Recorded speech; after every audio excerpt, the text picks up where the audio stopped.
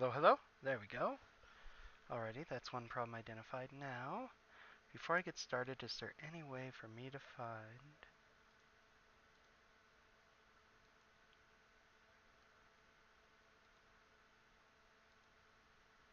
Get that muted.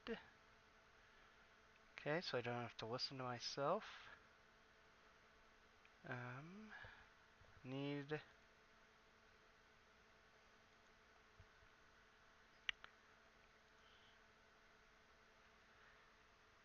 I need a music player.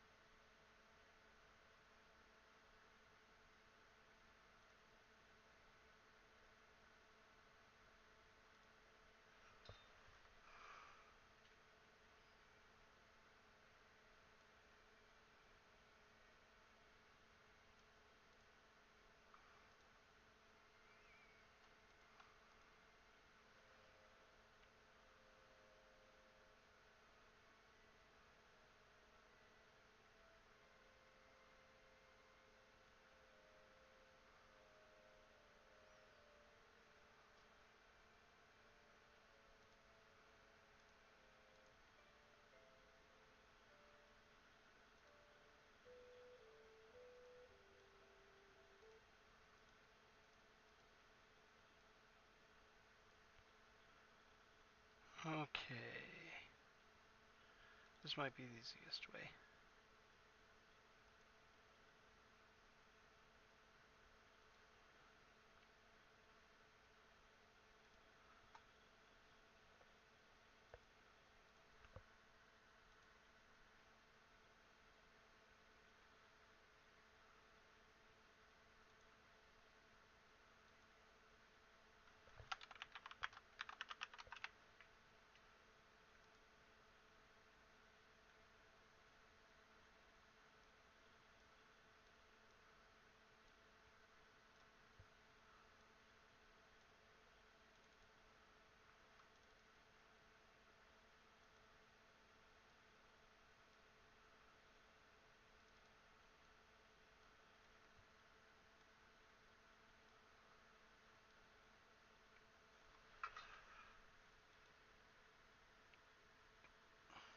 Nope, nobody makes it easy.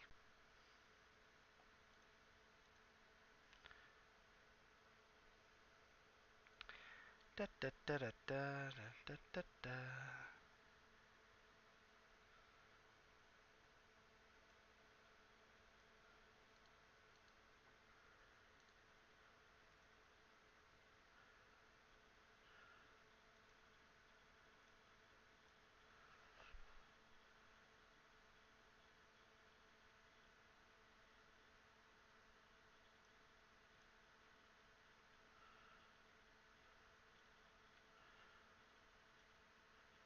Okay, maybe this will be okay.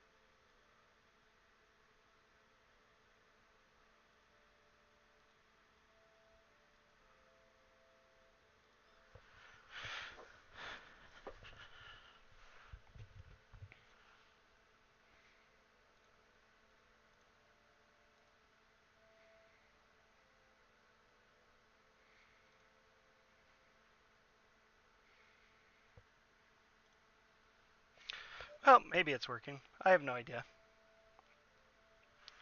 I hope it is.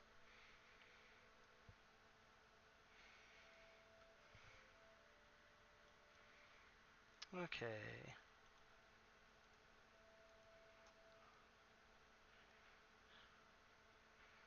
If I have music playing, let me know if it's too loud.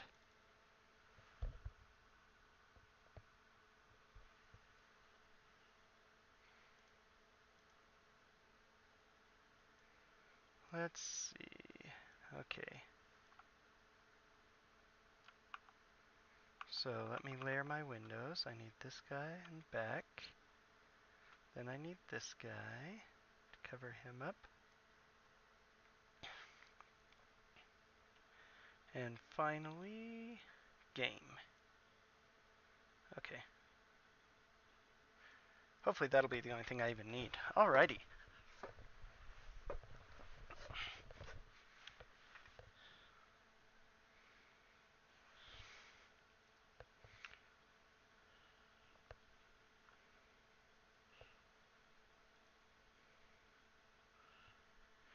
And let's go ahead and not quite get her started yet. Need to grab one thing really quick.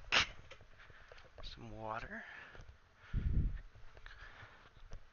That's why I put that up there.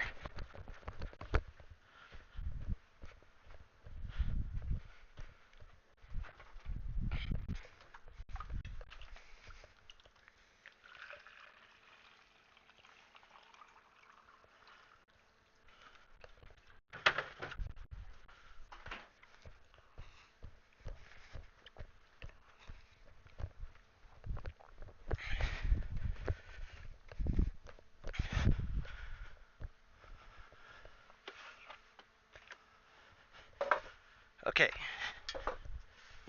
Ready to begin Pool of Radiance.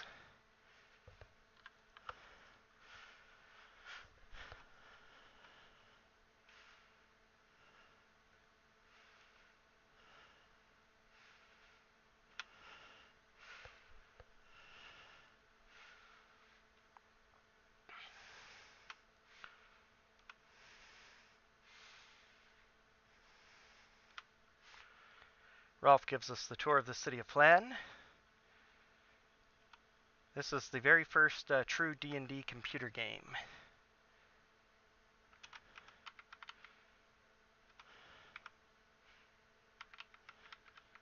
Produced in 1988, 30 years ago this month actually.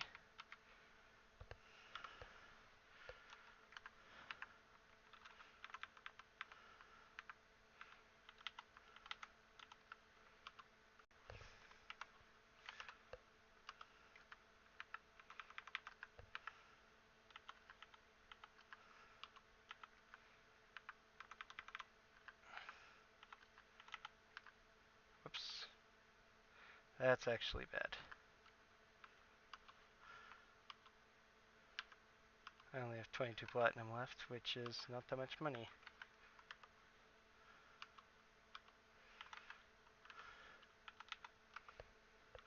That lost me 200 gold. Might have to reload. Just restart. Find out. These things are not going down as quickly as I think they should. Ooh, already out of money, huh? Yep. Okay.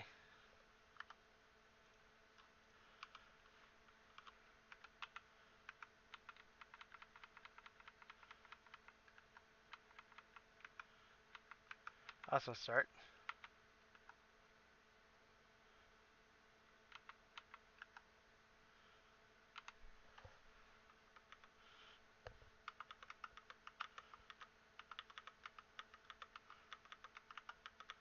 Drop everybody and it basically ends the game. So you can reload it. Okay, now let's try this again.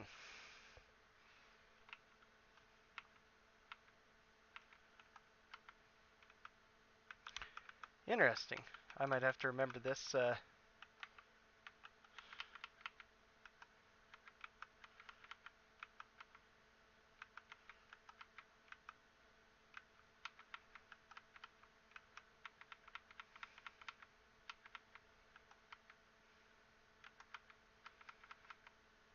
Interesting. I've actually now entered a state. Okay, time to quit the thing and start it over. I've actually entered a state where everything was disabled.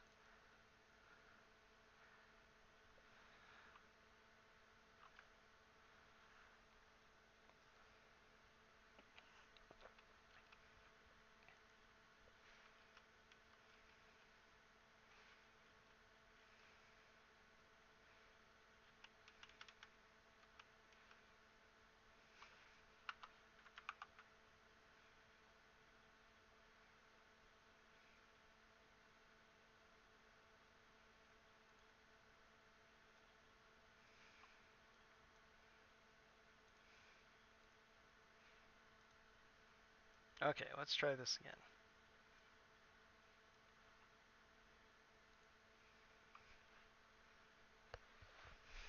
One more time.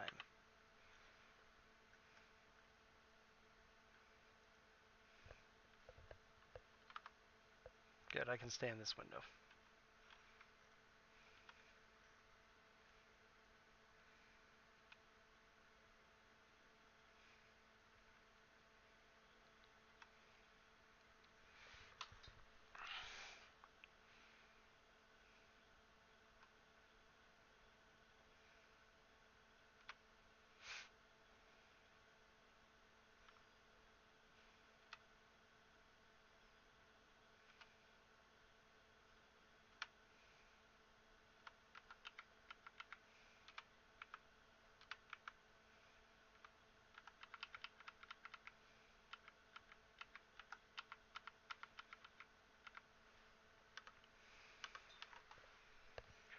Okay.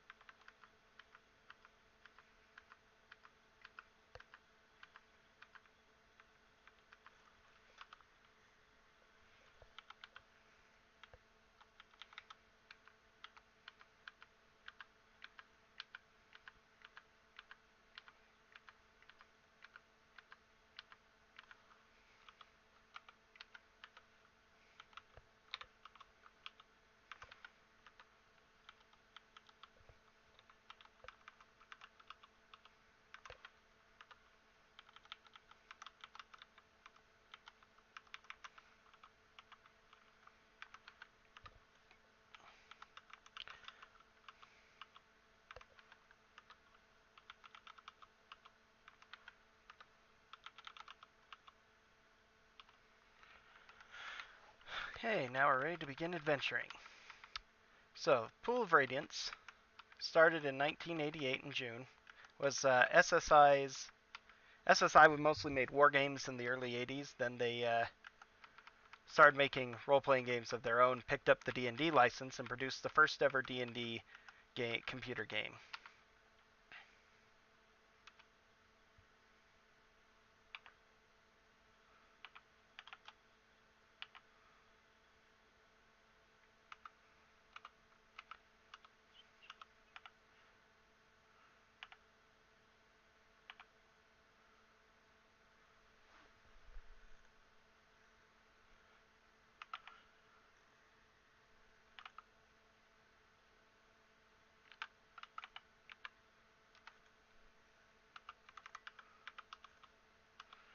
Okay, now that our first mission is clearing the slums, which will require us to fight 15 random battles and to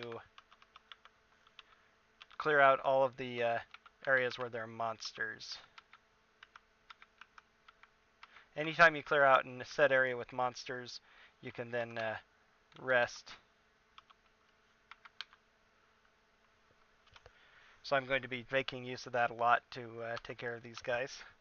Sleep spell is OP in the early levels of D&D.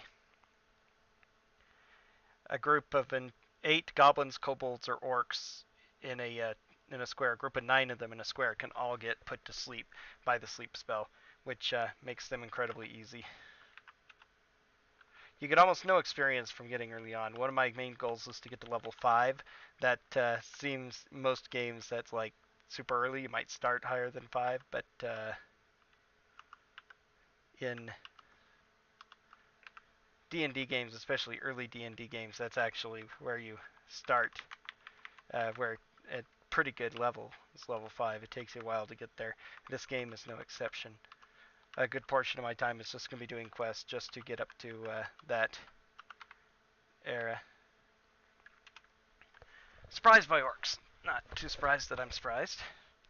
Were you surprised? I was very surprised.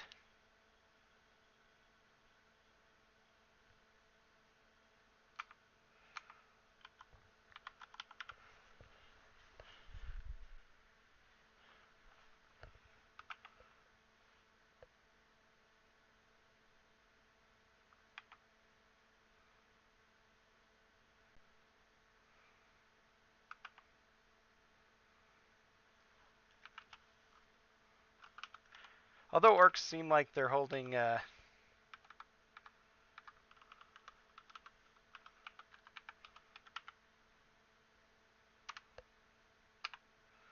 we surprised them. That's really awesome.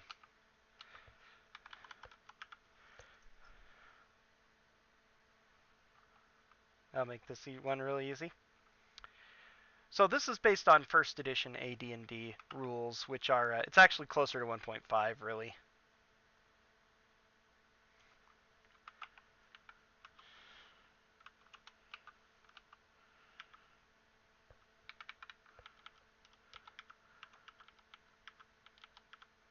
Oops, didn't want the scale mail. I'll need to get rid of that.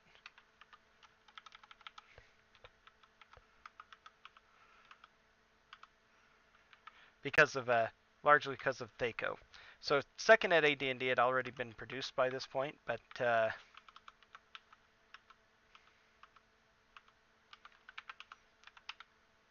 for the license, because they weren't that great with it yet, they decided to keep first ed AD&D. I guess they also thought the rules were fairly simpler. However, they did add a couple of changes from your basic AD&D rules. The first one is that there's Thaco, which actually, although Thaco is famous for early D&D, being in the early D&D rule set, the truth is that even it was a late edition that only came around in second AD&D. They had something similar, but it was a chart, and it largely functioned the same way. But at super high levels, effectively, is where it had a difference. Super low armor classes, I should say, like theoretically, a first level mage should have a negative 30, should require a 31 or a 30 to hit an armor class negative 10, but it capped out at like 26, which is, you know, for all intents and purposes, an entirely pointless exercise in a thought experiment because you're not going to get that high, anyway, and you couldn't possibly have the things to do it. But it was just, one of the ways that they made it all work.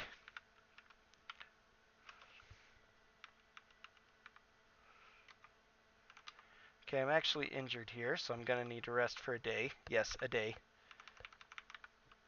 You don't get great healing spells. The only healing spell you have in the entire game is Cure Light Wounds, and it takes a long time to rememorize and then recast it. So it's actually faster to rest for a day. Every day you get 1 hit point back. This is not like easy Final Fantasy games where you rest in a cabin and recover all of your health.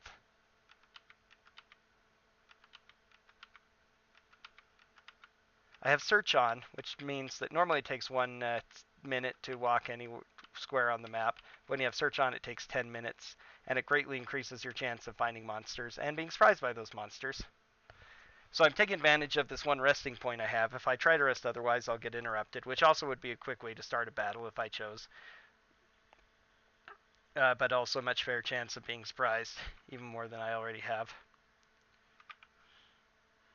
Okay, I'm not even going to bother casting. These guys are mostly dead already.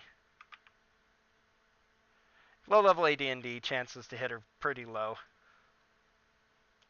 We got tagged, so now we'll have to rest. Well, I can probably just... Ooh, that was actually a lot of damage, too. Okay.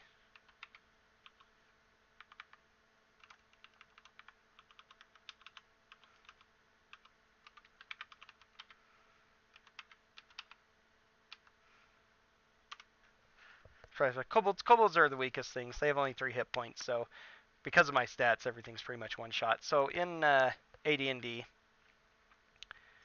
in first edition AD&D, it was really kooky. First of all, I have a party of male fighters because this game, the original AD&D, was kind of both racist and sexist. Races, unless you were planning a game that was strictly going to be early or you really wanted the role-playing flavor, it was really bad to actually run non-human races in AD&D. Unlike normal human races, you could actually split your attention between multiple classes, so you could be a fighter mage, which was cool. But the disadvantage was that you couldn't... that you had a big-time upper limit in how far you could level up.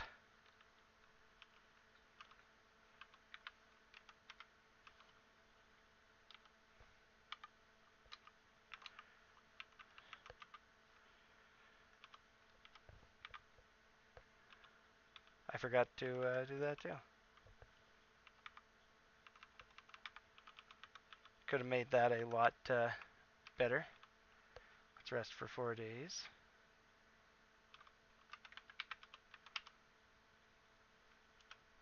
Good. Goblins are the best because I can take arrows from them, as well as longbows.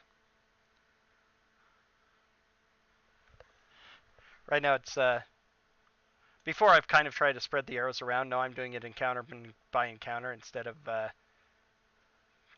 whatever, fight by fight.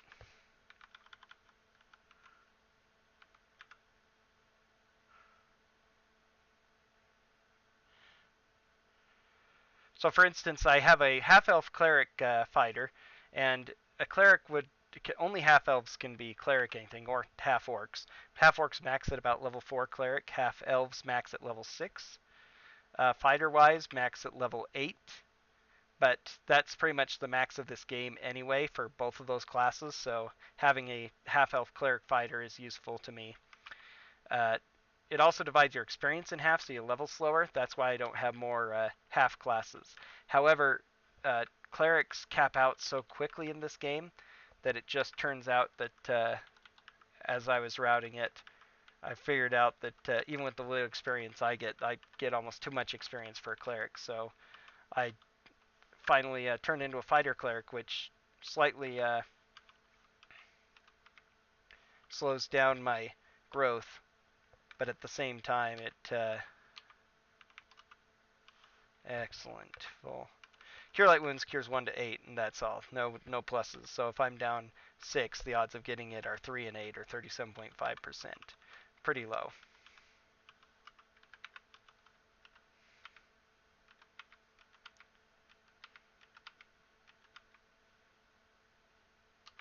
Surprise Party of Orcs is good. Let's go ahead and sleep this Party of Orcs. That's 6. When a character sleeps in this game, they basically become helpless, and any attack will one-shot them no matter how little damage it would do and how many hit points they have. So it is super useful. With Sleep, Sleep is a weird spell that has a very much upper limit on what it affects, but it's super powerful at low level because of the fact that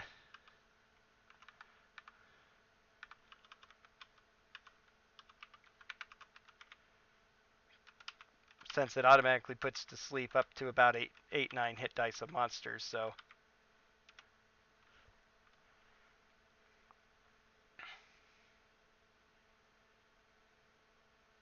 ouch, getting hit. So having that spell handy is just really good.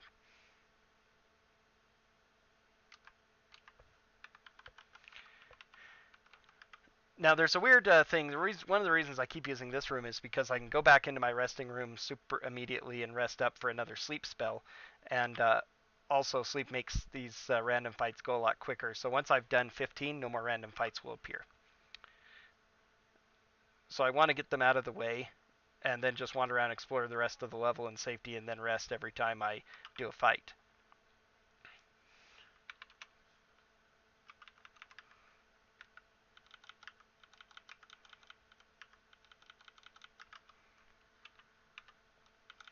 And Flexel went live.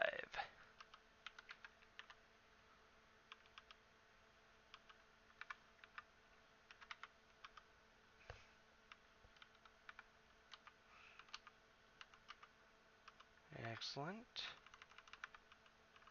Every time I don't have to rest for days, I feel better. It isn't that long because time goes by so quickly, but still, I really hate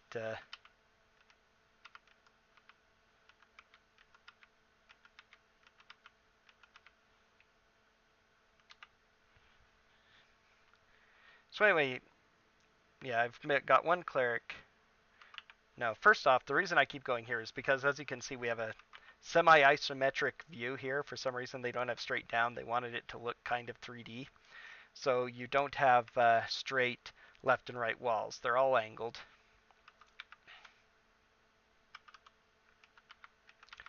And because of that, when I encounter enemies facing east or west, our lineup is a little bit quirky.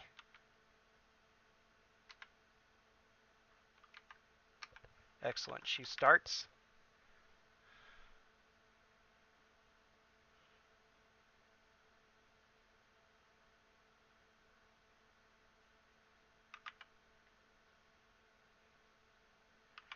In certain other fights, I'll use her darts to one-shot these enemies. That's pretty much the only use those darts have.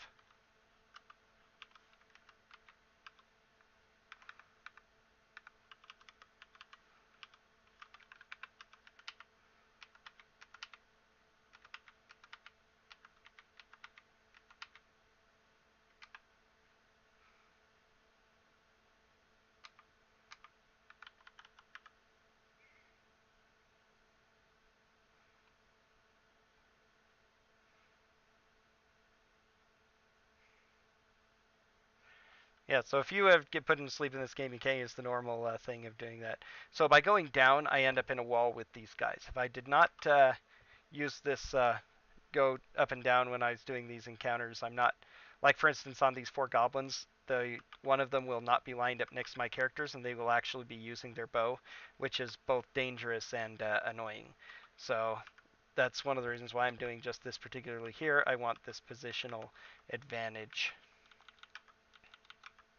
I really like goblins so I can get the arrows. That's less that I have to buy later.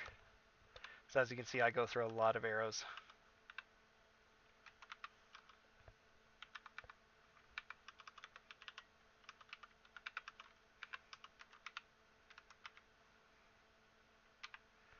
Works. I'm getting close to the to done here.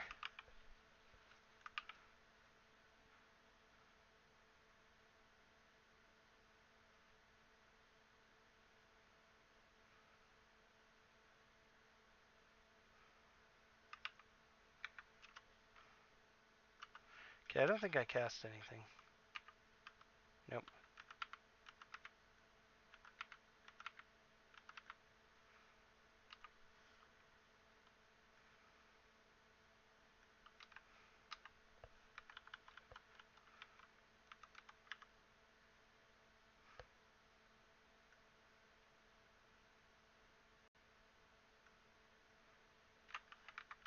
There seem to be more of them. I'm going to kill a few. That one was not put to sleep for some reason. It's kind of a random roll. You roll how many hit dice it is, and it's usually enough for all goblins, but I rarely don't get an entire group unless they're like hobgoblins who kind of are worth more hit points than they should be for those instances.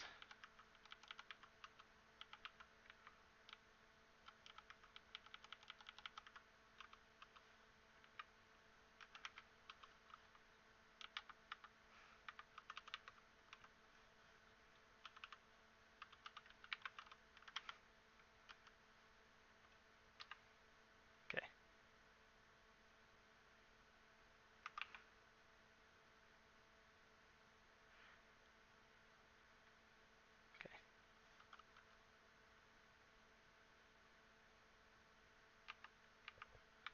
Okay. Okay. I need to rest anyway, so I'm going to do it. Makes it go much quicker.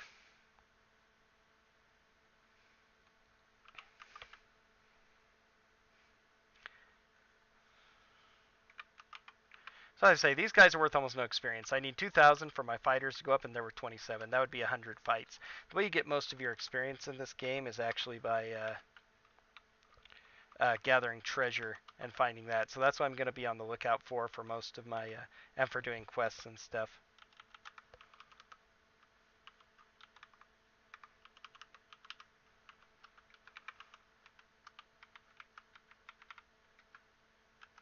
I have no thieves in my party because there are no traps in the game that really make a difference.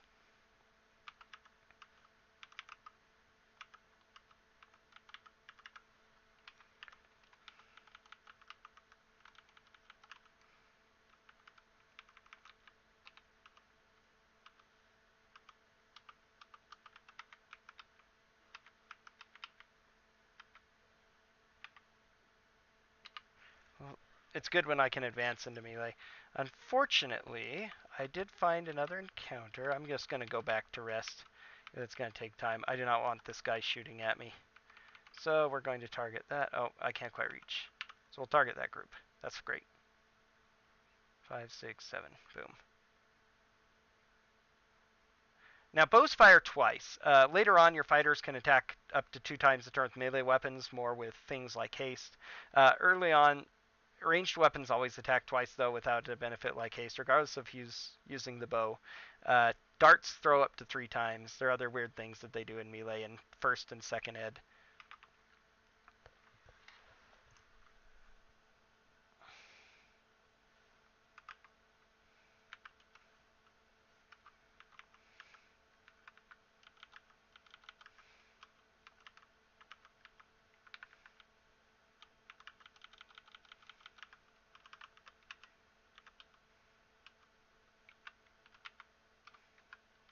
Doors auto-lock behind you. I just broke through that door.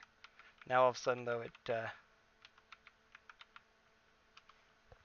was locked again because I went into a combat.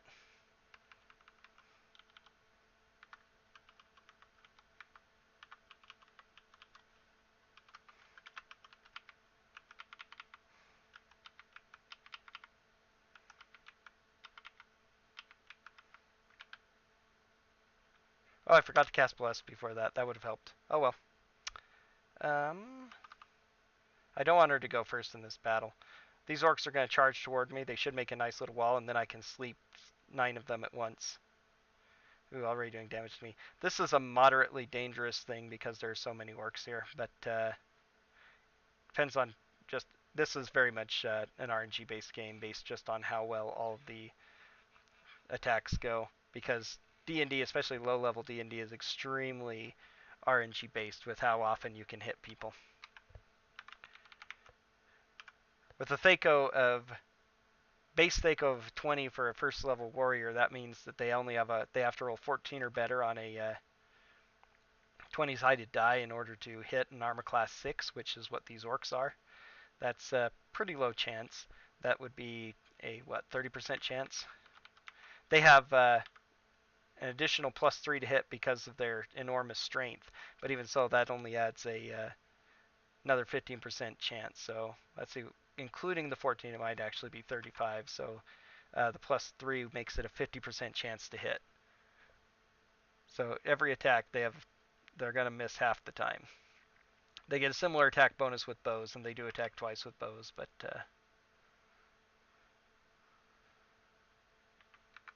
let's see, who is helpless? Nobody else is helpless. That was silly. She can barely hit. Okay, surrendering. Okay, these are all the magic broadswords. In D&D, there are some weapons that have special attributes, but by and large, we'll put it on magic chainmail on you. And you'll go ahead and take the arrows too, who cares? Okay.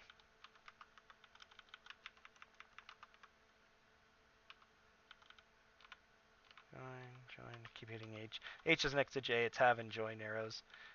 So you can drop your longsword. You can drop your longsword, ready the broadsword. You can join your arrows together, you're up to 192, that's very good. 188, I can drop things, you can drop your longsword, short bow, leather armor, which is going to be for selling. Okay, no. Wow, 1 hit point. Didn't even notice that before. Combat I have going fast because it's a speedrun and I want to get as much as I can. God, I'm going to have to rest for 12 days. Okay, memorize that, memorize that.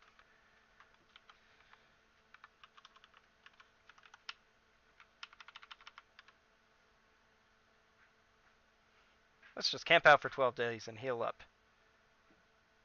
Once you've cleared out a safe room, no monsters ever think to come there again. It's pretty convenient.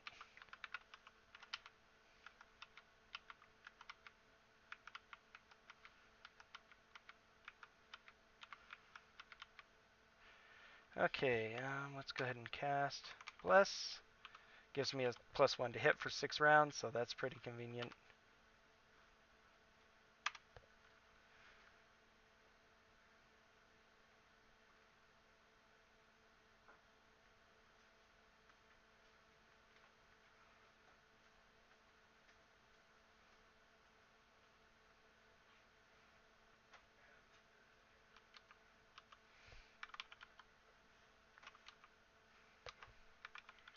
Range of sleep is not all that great, so I need to get a bit closer to get it off.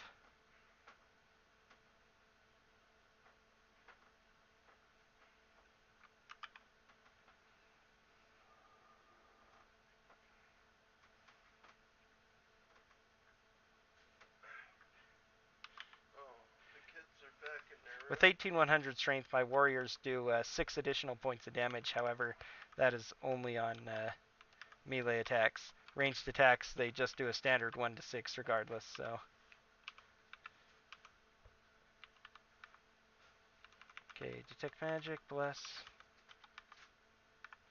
They're not difficult fights, but when I know they're coming, it's always convenient to cast bless beforehand anyway. A 5% chance to hit at this level is pretty handy. Hey, some treasure! Magic short bow and magic arrows again. Oh, few items. These arrows. Silver's going to be my main archer. I got him back, so he's the one that I want to, there. Magic bows, however, get +1 damage, which is convenient.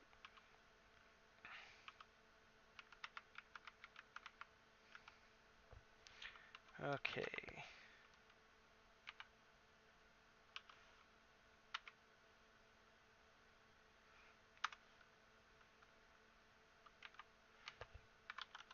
Insta-win. especially since they killed the one guy who wouldn't have been hit. Now we just one-shot all of them. Voila.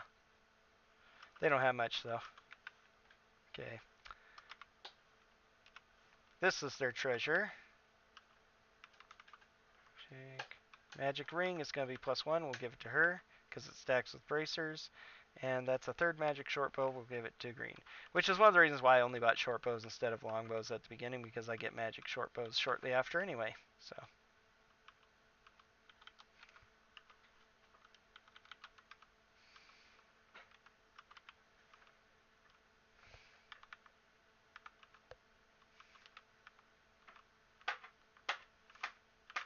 Yeah.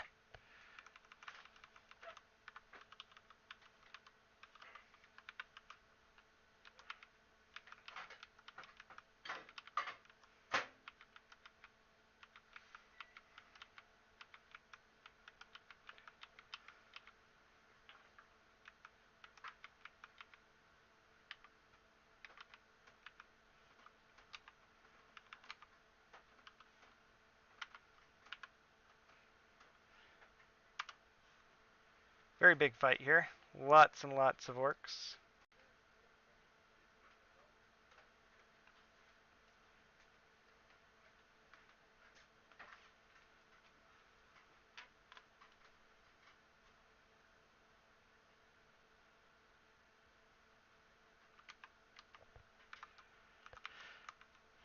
Let's see. Get those 8.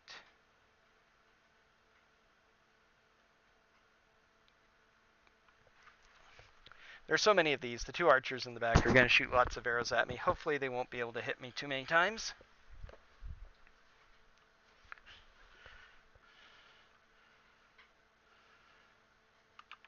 Oh, I should have thrown a dart. What am I doing?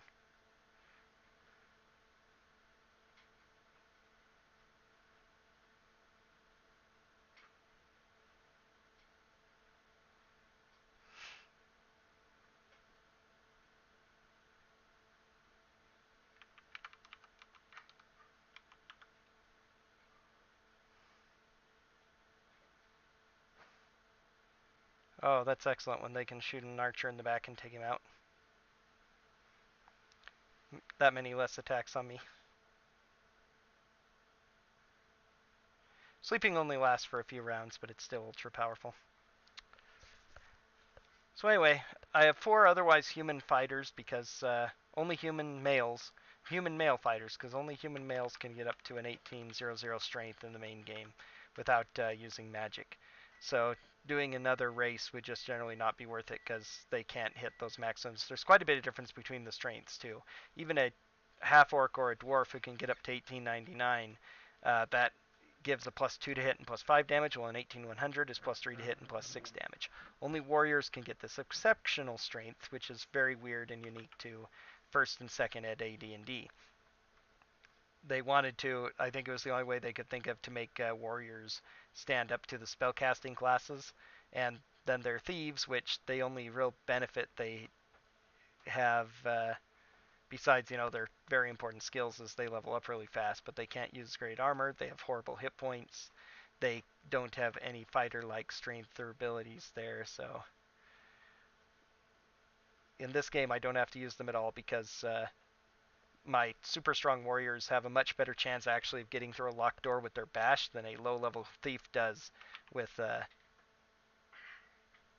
their lock-picking ability. So there's really no point in having it. The only real need I'd have for them is they're the only people in the game who can really disarm traps, but there are no traps in the game that I ever have to deal with during a normal speedrun.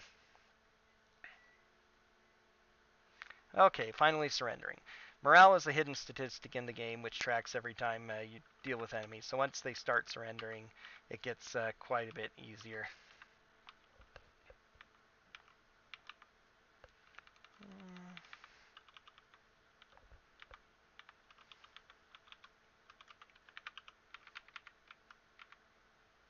Forgot to cast Bless before it. This is important because we have an ogre here. Very dangerous. Oh, thank goodness.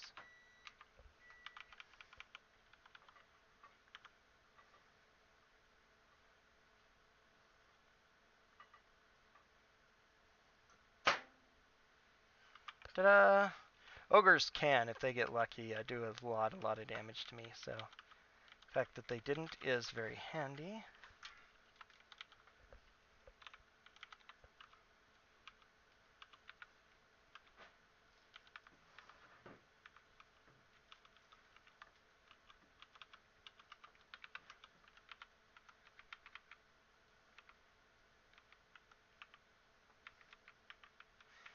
Okay, I think this is it, actually.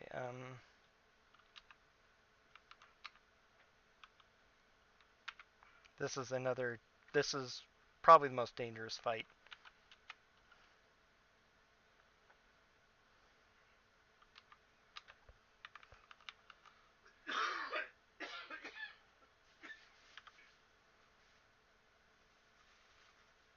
Because all of those goblin leaders have bows and they're going to shoot me. This is going well so far.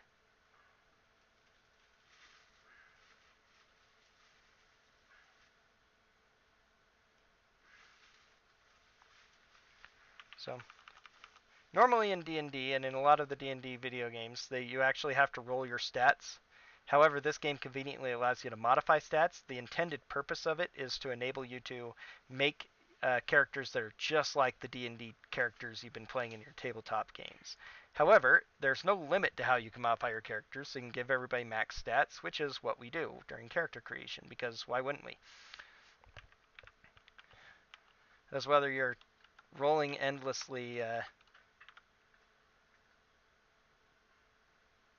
trying to get the perfect stats or whether you're modifying them, you're still not likely to take the first stats that came up. And if you didn't, there'd be no way to enforce it anyway, so why bother? Just saves a lot of time and makes the game a lot easier because, especially because first edition and second edition AD&D really skewed the difficulty towards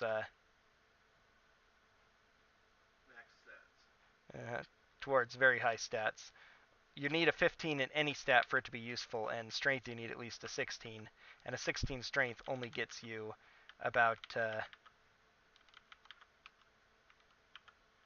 +1 damage, and that's it. Then you get +1 additional hit at 17. And another +1 damage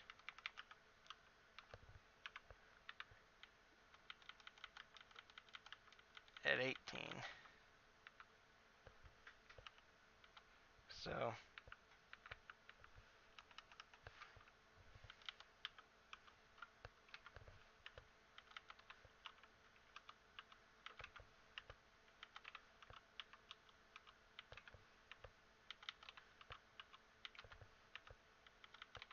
So at 18 you're doing +2, and then you start to get slightly more as you go up into levels of okay,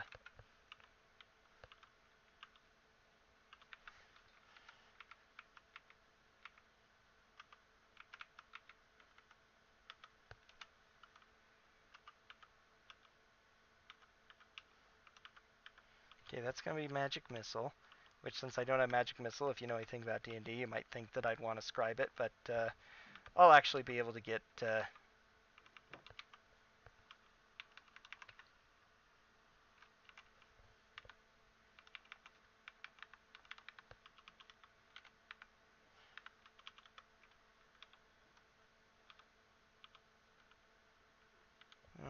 I'll rest for another 4 days.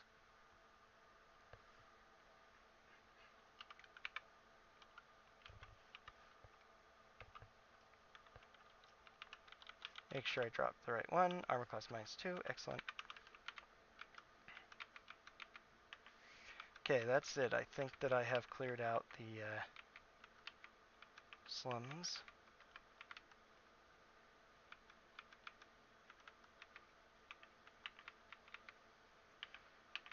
As you can see, when you turn on the area map, it doesn't actually show you where doors are.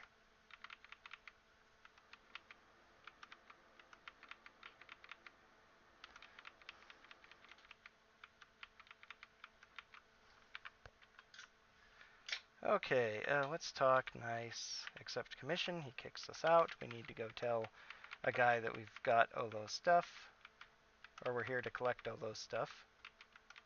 So they'll give it to us, we'll take it back to him, get goodies. But now I should have enough experience to advance to second level. Of course, it's every time you come in here, it says an alarm sounds until you've cleared it out, but nobody's going to care. Ah, we actually do have at least one encounter left.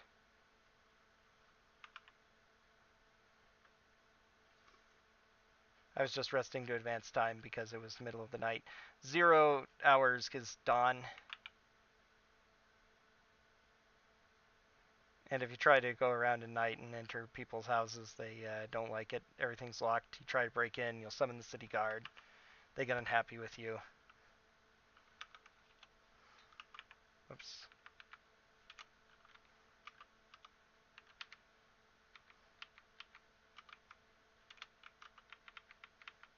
Okay, now it's going to turn daylight. Boom.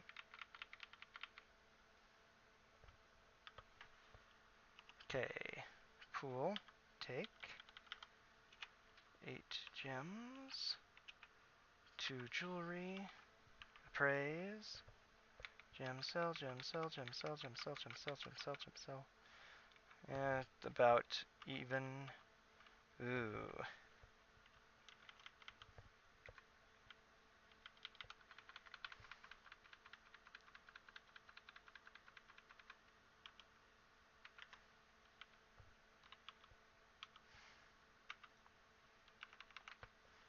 Oh, I'm actually slightly over experience leveled.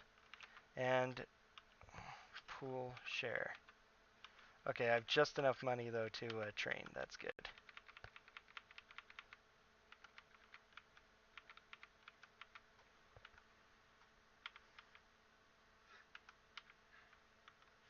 Okay, it takes 1,000 gold to train. You don't level up automatically. You have to go to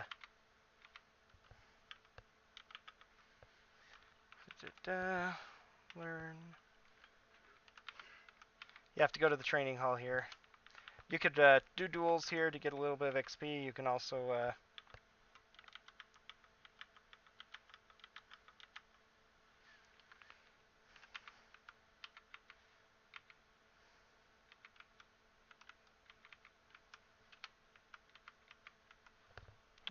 that's a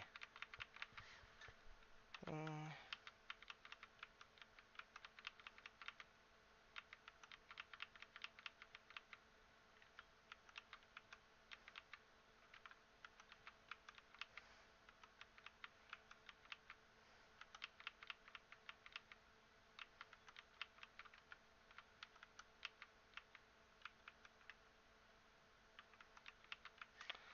I always go the wrong way here, quite.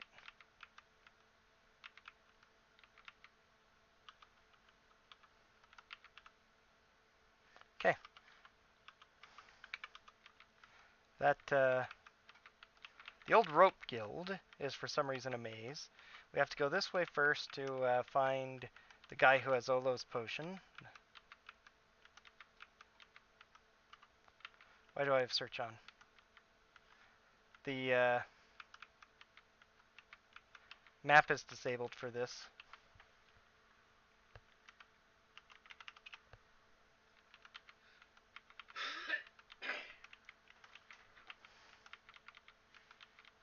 I'm getting lost in the maze.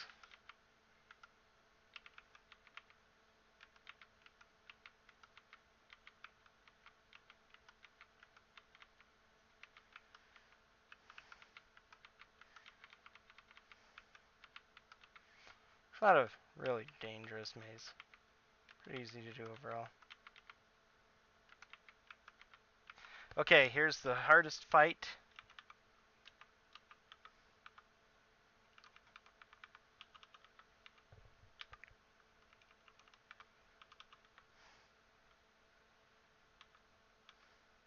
Hit points I got were not much, like including a couple of minimums. That's awesome. Oh, not quite. Actually, not quite minimum, but not a lot. But the maximum I got was 7. 2 for that. Jeez. Okay.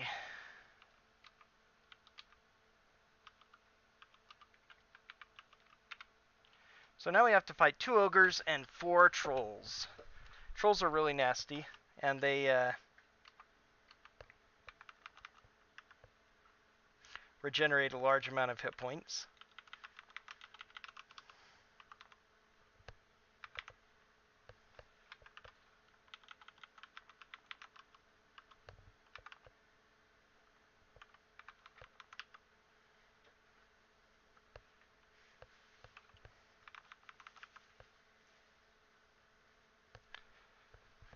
They have almost twice as many hit points as the already high hit point ogres. Now, if you stand in a square where the troll was, however, you will prevent them from getting up.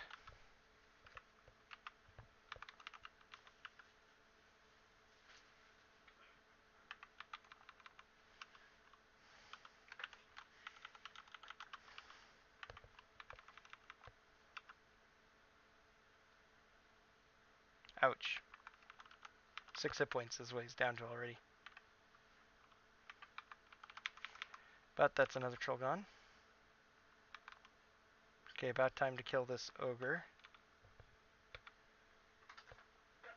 Jeez. So he's not going to get experience, which is a bit bad.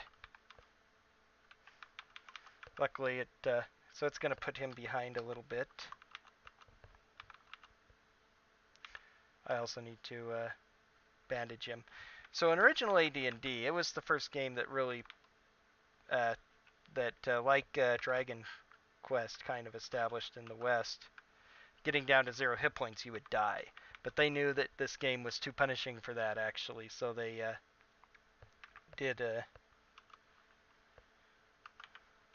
had entirely different rules for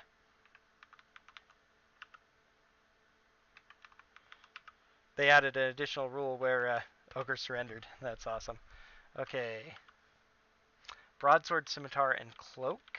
Cloak is potentially extremely good. Broadsword and scimitar are kind of meh.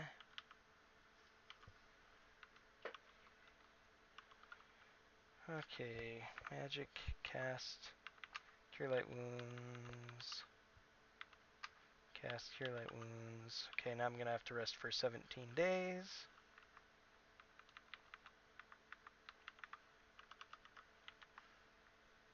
Going to want to go back to sleep spells for next. This wasn't too bad of a slums, though. This is still faster than memorizing and recasting Cure Light Wounds. Later games in the Gold Box Edition, the sequels to Pool of Radiance, they actually give you the ability to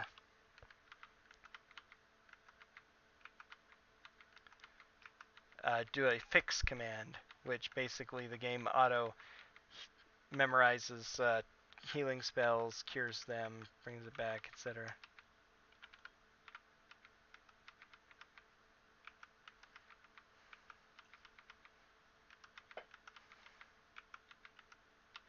Now I have to go back to Olo. That's going to get me more experience. Now, if you have more experience for 2 levels and you go to train, you train up 1 level and it puts you at 1 below what you need to train up. So, a spetum, huh? Okay.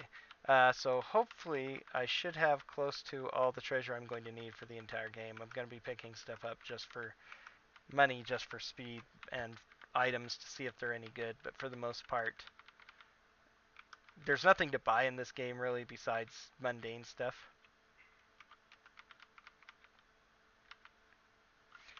One of the reasons I want to clear out oops.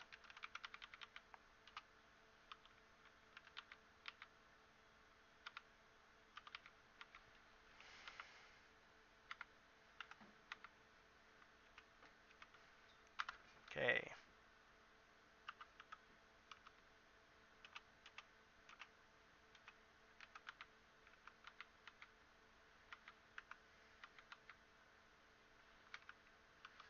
I don't have enough money yet. I need to go sell first.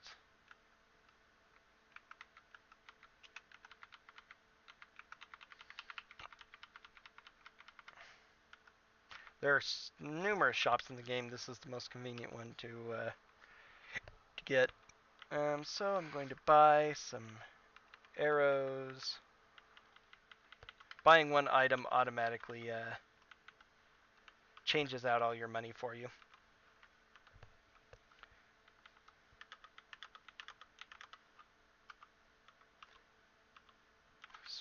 Bedums are not that good.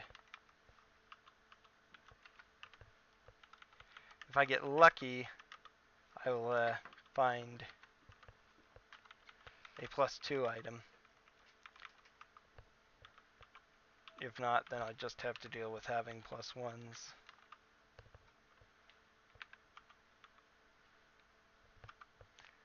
I know that's just +1 leather armor. It's good for selling. Rather have broadsword than a flail. Swords are just slightly better. They're actually almost exactly the same, but it's just preference. There's a slight difference. Cloak of Elvenkind. I have no idea. That adds what to hiding? I can't remember. I don't think it's actually useful to me at all. But, oh well. I have it. Okay, I don't quite have enough. There we go. 339 platinum pieces. Now I have enough to train. So I don't quite have enough money for permanent, but that's okay. I'll continue getting items. Okay, you have enough. You do have enough. Excellent. Oh, one problem though. He doesn't have enough for.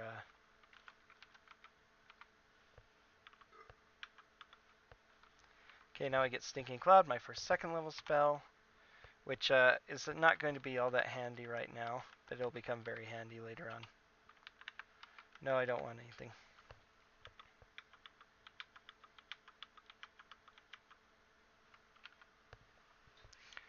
Yep, so let's see. View item. Nope. Trade to silver. 100 platinum. Okay, begin adventuring. Now I need to go to my hotel room, otherwise known as the slums. It's one of the main reasons you want to do this quest, so that you have a close at hand area you can just freely rest. To memorize all of your new spells. Clerics get a lot of spells that are mostly useless. Mages also kind of have that, but not as bad as they do. Still not rolling great hit points, which is kind of a theme. It's actually a upset if I do things. Now I need to go to So-Called Keep and clear out this. There's a ghost there that's preventing any ships from going out, so the only thing we can do is go there.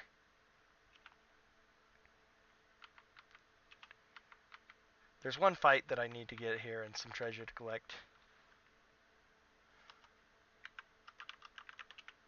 I say Chesney and the undead leave me alone, so I don't have to fight them. Here's the one fight. This is not a hard fight, but it's extremely long and annoying. Unfortunately, there's no better way to come through here. They don't advance, they stay in the back, and so they're going to start... Okay.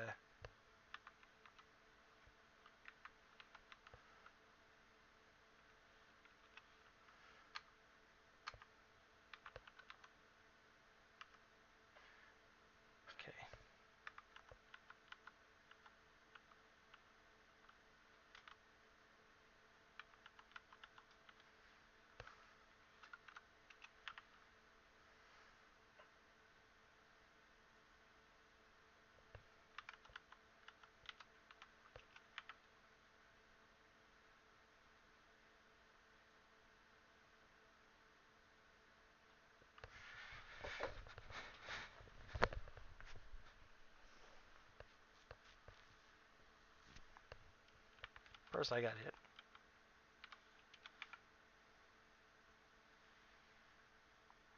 So now that I'm third level, geez, they're hitting a lot more than they should, but now that I'm third level, for the most part,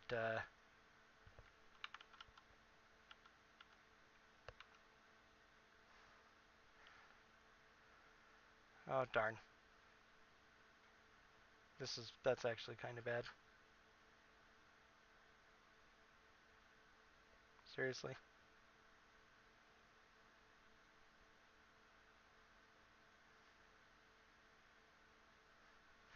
try and move away from enemies, you'll be attacked from behind, which means you don't get your shield. They get a bonus to hit. I might do it just to get away from them, though.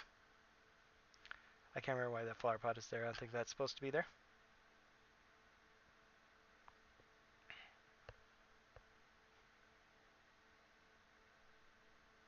Jeez. She's taking a lot of damage already.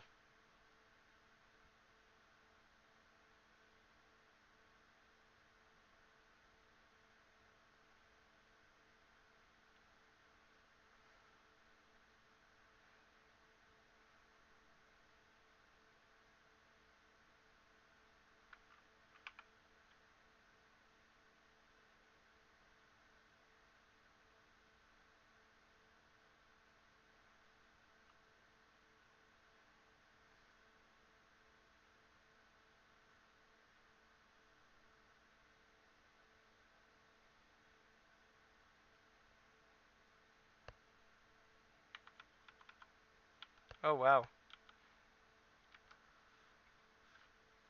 Huh, that's funny. Usually they attack you from behind if you...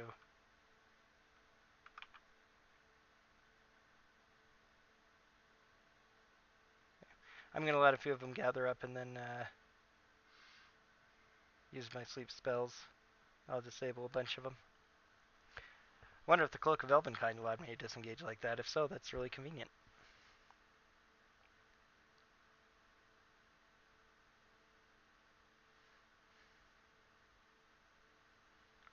Stinging Cloud causes anyone inside of it to have to make saving throws every turn, or they start coughing and eventually choke and gag. If they choke and gag, they're helpless. Just like if you're put to sleep or hit by a hold person spell and can be one shot. Even if they're choking, they have minuses to a bunch of their rolls in their armor class. So it's convenient to throw it on 4 people. The AI is smart enough not to go into a Stinking Cloud, but they aren't smart enough to get out of it if they have a character they can attack.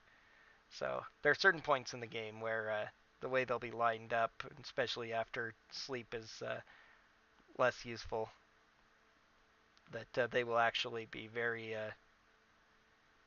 you can get 4 of them and they'll just sit there and stand in the cloud and start choking, and you can one-shot guys with high hit points. A couple of fights where it's extremely valuable. Right now, this fight, it isn't all that useful because there's too many guys and too big an area to hit, but...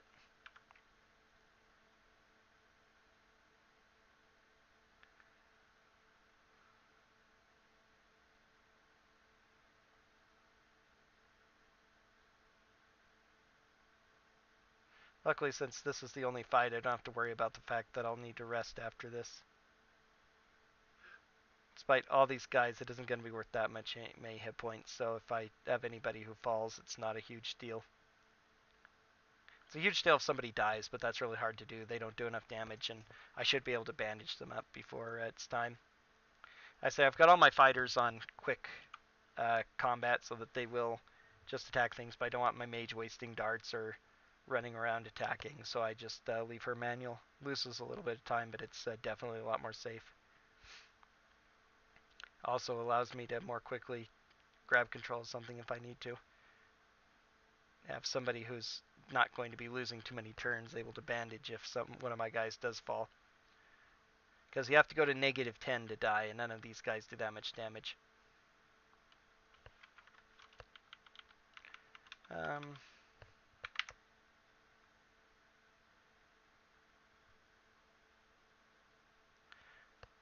As you may have noticed too, despite appearances, orcs do not start with any weapons. We don't know why, but they're actually naked and using their bare hands, even though they look like they should be in armor and not wielding weapons. Goblins have, or hobgoblins have long swords, and that's it. So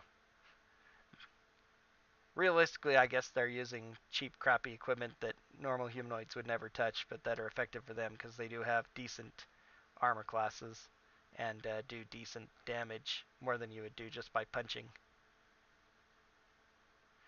Certain other ones do have equipment, though. Kobolds and goblins, despite the fact that they're small, they're wearing armor that you can equip on your characters. Like a lot of D&D games, especially computer games, a lot of your armor at this stage is one size fits all.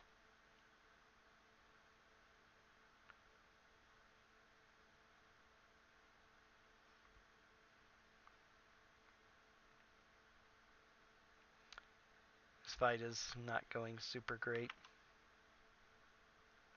My mage has a low chance to hit, but it's all I can do right now. There's so many guys. She could potentially do damage. A staff would have been better than a dagger, and it's actually cheaper, but dagger was first in the list, and she doesn't need it all that badly. It does on average 1 less damage. It has 2 max less damage, but I still could possibly do enough damage to one shot. And with the staff, I wouldn't be guaranteed to anyway, so.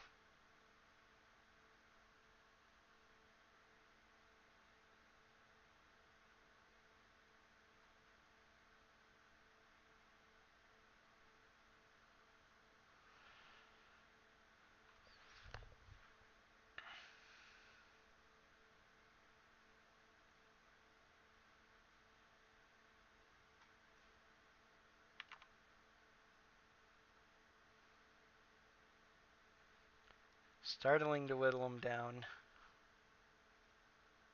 Oh, I have another sleep spell. Maybe I should use it.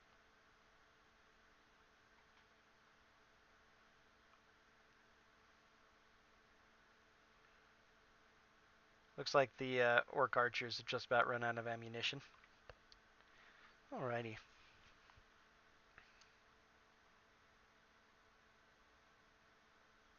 Last couple times I've played this, I've tried to explain all the D&D rules, but I always get distracted by other things. So I'm probably not going to bother. I'm just probably going to tell the story and stuff of what's going on, because that's a little easier to think about and one thing to stick to. If I ever actually get any viewers who want to watch this stream and they start asking questions about the rules, I'll start hitting them. But for now, it's a little difficult for me. So anyway, this game takes place in the Forgotten Realms around the Moon Sea, the Dale Lands, as they are often called. They're little areas east of, far to the east of more well-known places from later games like Neverwinter and Waterdeep, or the Sword Coast that you're at in Baldur's Gate, near Baldur's Gate in the city of Am, or the Kingdom of Am. City was, what was it, Athkatla? That's where we were at in Baldur's Gate too. Yeah, this is far east of that. Around the city of Flan is on the northeasternish shore of the Moon Sea, and it's had a long history of getting conquered by monsters, conquered and destroyed, and then rebuilt. And it's been a couple of 100 years since it was last inhabited. A group of powerful demonic spirit type things, or just tougher than your normal monsters. They're not quite sure. They conquered the city together, and now one of them remains. What happened to the other two, I can't remember. I think there's a history about that, and there's a lot of decent lore behind the game and journal entries and stuff. But it's conquered by a man named Tyranthraxis, or being, or spirit, or something. And now he rules all of these monster types and humanoids, as they're called, like orcs, goblins, and such in the city. And he's been ruling it for a long time. But now a human contingent has come in and settled one small civilized area and is trying to protect it, and they're hiring adventurers to help civilize the city again. So we're adventurers who are first level, who've answered the call. Come to, nice, now we're finally getting our surrenders. Battle's over.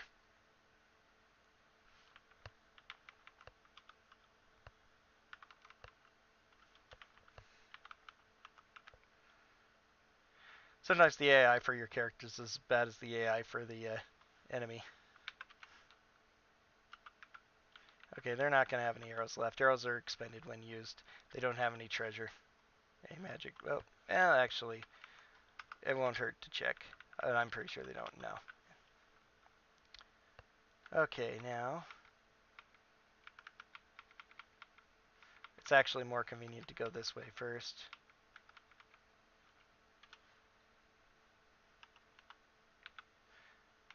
Then you don't have to search for it. They take you right there.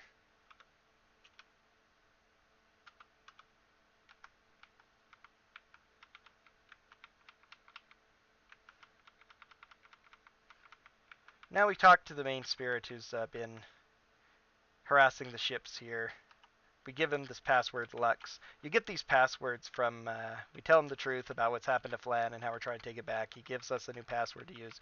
But all three passwords, Chesney, Lux, and Samusud, are listed on a piece of paper that we can search for right inside the entrance to the keep. They're actually written, it's one of the copyright protection things of this game. It's actually...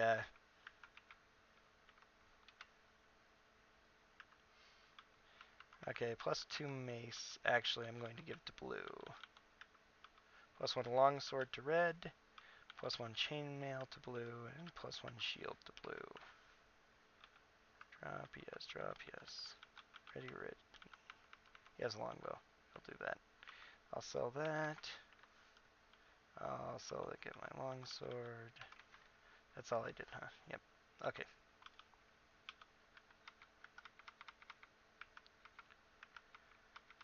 But they give it in these runes, and you're supposed to use this rune wheel you've got to interpret the...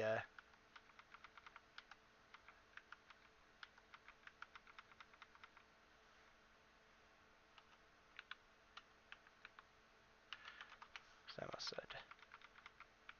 Supposed to translate what the passwords are.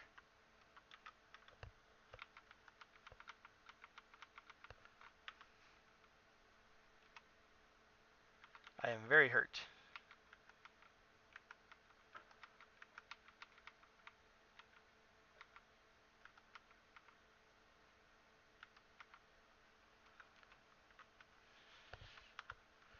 Boom.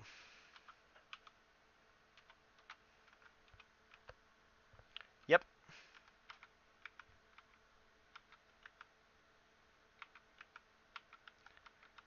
As far as I know, I'm the first ever person to attempt a speedrun of this game, and I've got it down pretty nicely in speed. Okay, pool. Let's buy some arrows to get, not a light crossbow. I don't need that. Oh well. He's still got a lot of arrows, that's good. I might not need to get too many. Okay. Longsword is better than a broadsword. Mace +2.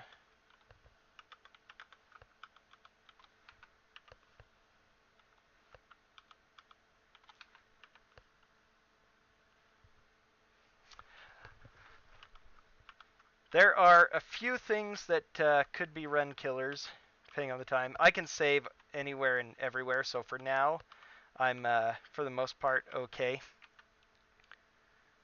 Let's see. I'm gonna need to appraise. Excellent. That's what I need. Whoops. There are a few random encounters that are actually the very worst.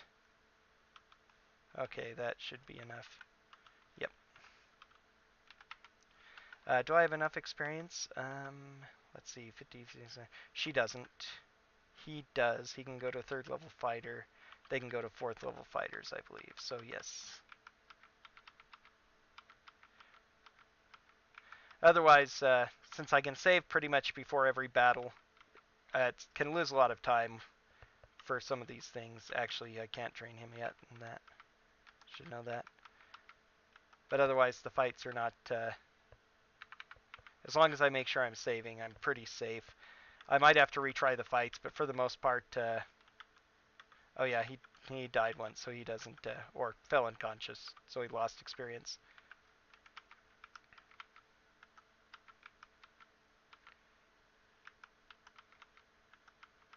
If it'd be pretty close to run killer if one of my guys fell unconscious for too many important fights. Being down 1 is kind of bad, but not particularly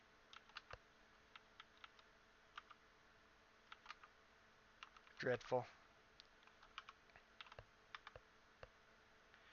Sinking Cloud. Let's see. Sleep spells will be more useful for the next couple fights.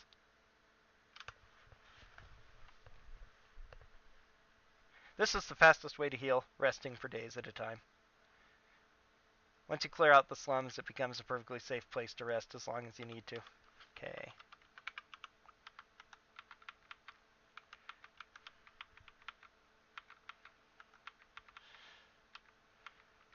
I could potentially get really trolled in the last couple of fights, especially losing to Tyranthraxus after Actually, I want to enter the southern side.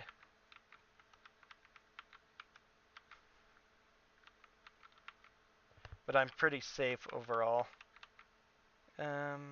Yes. Fights in, oh, surprised by lizard men. That's going to take too long, so I'm going to reset.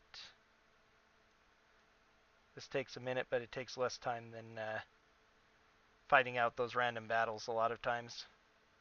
Especially in Kuto's well, it has some annoying fights. Not the very worst ones, but bad enough that I don't want to fight them. Especially since I just saved.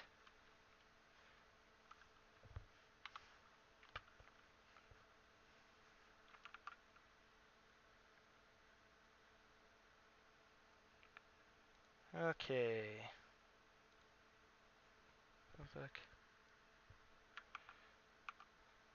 I didn't do it on most of my previous runs. I just fought through the battles, but the more I've been doing it after a couple of my fights had some really bad fights, just running through here later on, I decided that safe scumming was actually the way to go.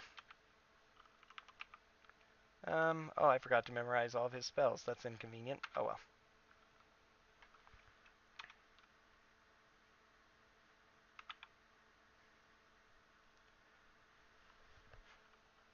I'm using a party of 4 human male fighters, so I can get maximum strength and hit points bonuses. I have a fighter cleric because cleric is the only class that is not bothered by experience on my route here. And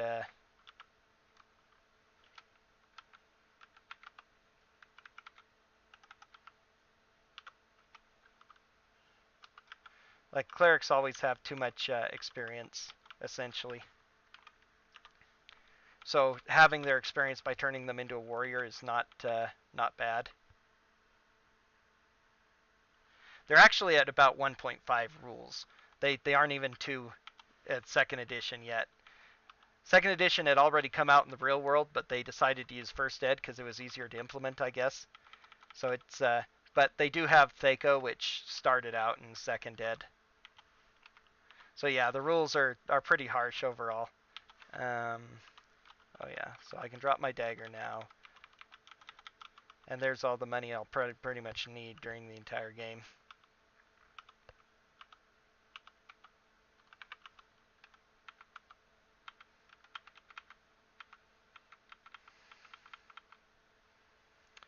Try to enter the well, a couple kobolds attack me, they're super easy, especially now that I'm 3rd level.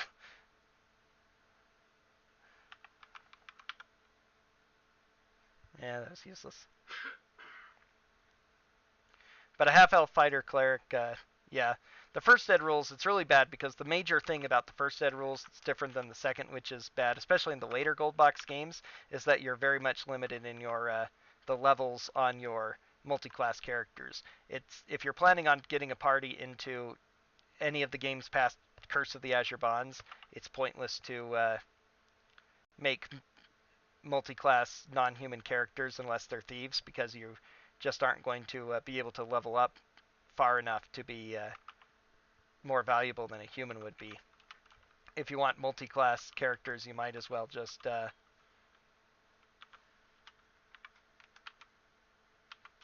make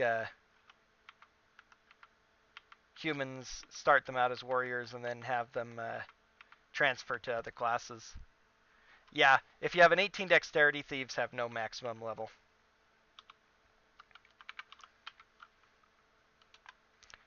We're going to fight, of course, not surrender.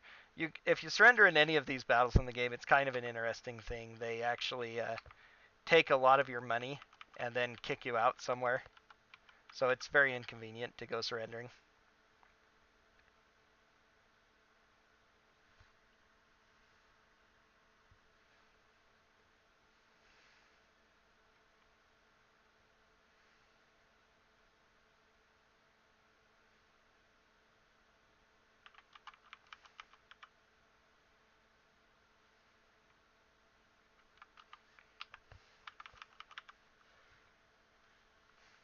Haha. And now the bandit leader is chokes and gags, and he can be one-shot.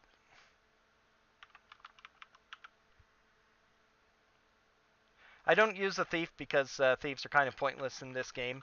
I pretty much avoid anywhere that you could have traps that leaders would that thieves could be useful for, and any locked chests are actually. Let's see. I don't think there's any actual magic either. Unfortunately, I don't have my detect magic spell, so oh well. Okay, now I can rest here though, so get the bandit's treasure. He just has gems and stuff, and some coin, but it's free experience. In First Ed, you get no experience from killing monsters, basically. Whoops, that's not the spell I want. You get almost no experience from killing monsters, so all of the experience you need comes from, let's see, Yarash's Pyramid. I want Magic Missile, actually. So actually I need to cast my last sleep spell and get rid of it. Finally, time to start using Magic Missile.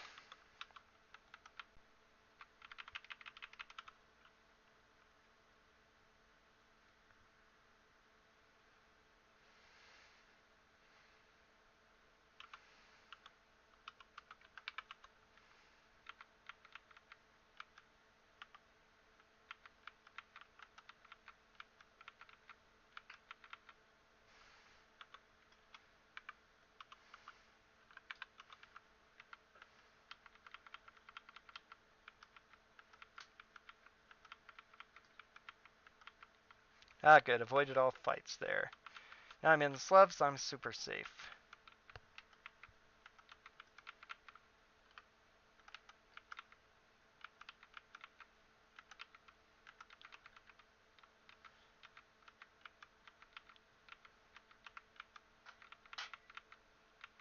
Okay. There are two objectives I really need to beat the game. One, I don't really need level 5, but I want to be level 5 because that gives me access to Fireball, which makes a lot of these fights go faster. I want to have that before I go collect the Dust of Disappearance, which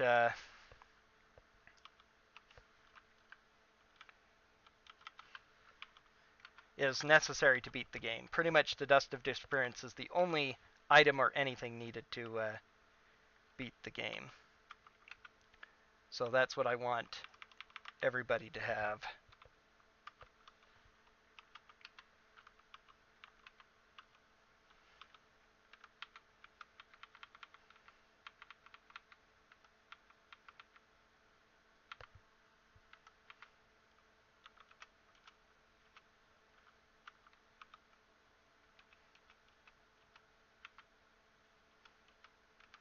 Collected a mission I'm going to fail.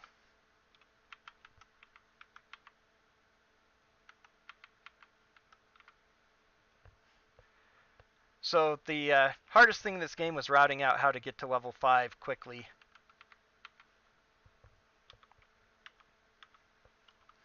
It doesn't even matter what I take, I'll learn Knock. I don't use any second level spell or any further first level spells. Oh, I was supposed to click there. Oh, oops. That was this is a time wasting mistake. Supposed to say no. Don't know why I said yes.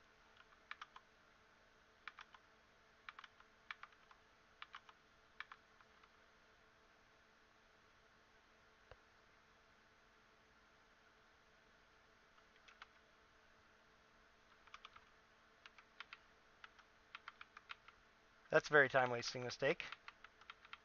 If I'd won, I actually would have helped me out since he's actually missing experience.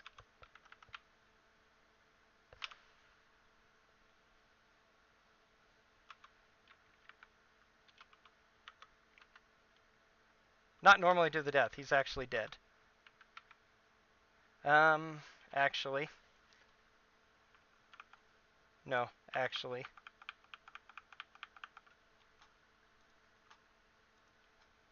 I'm going to reload.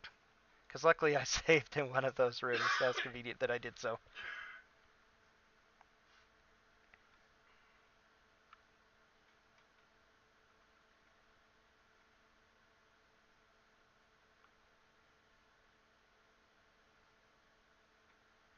The biggest RNG portion of the game for determining time is probably the slums. Because you have to fight a lot of random battles. It's the only place in the game where I'm going to, because you pretty much have to.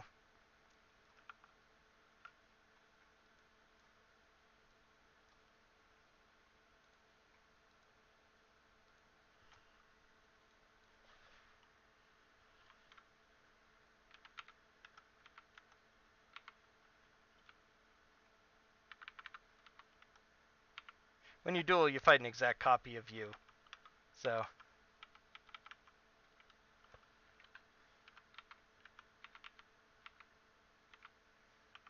Alright, I do still need to rest, though, to memorize all the other spells I want. He didn't level up, so he doesn't need to, but she needs to memorize one more magic missile, one more stinking cloud.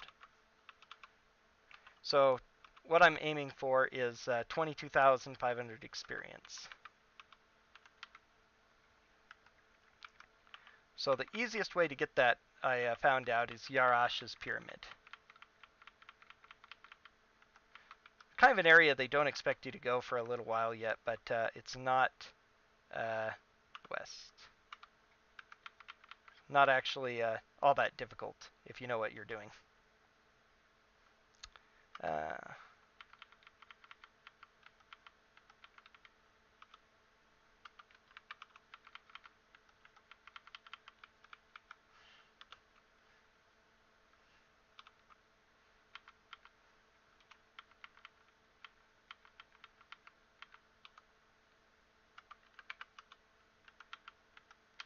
This goes through a bunch of teleporter mazes, but if you know what to do, they're super easy. Secret door is found to my right. I actually don't care. Now we move on.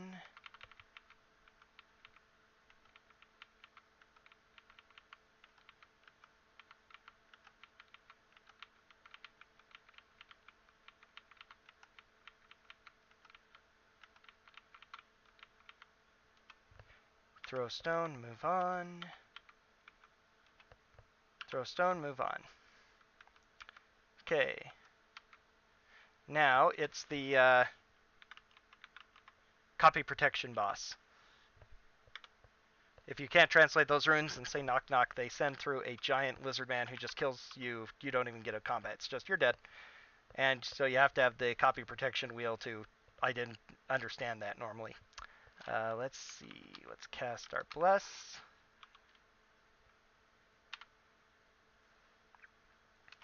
Oh, I did that early. Here's the equipment that's polluting the river. The point is that Yarash is polluting the river, and we want to stop it. But you actually don't have to destroy his equipment. All you have to do is kill Yarash.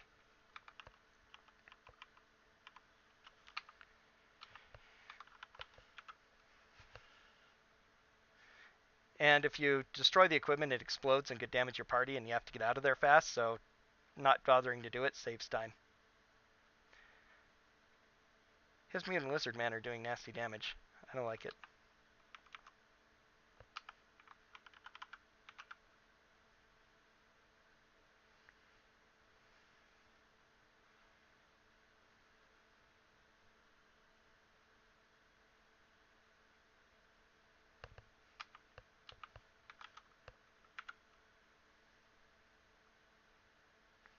All dead.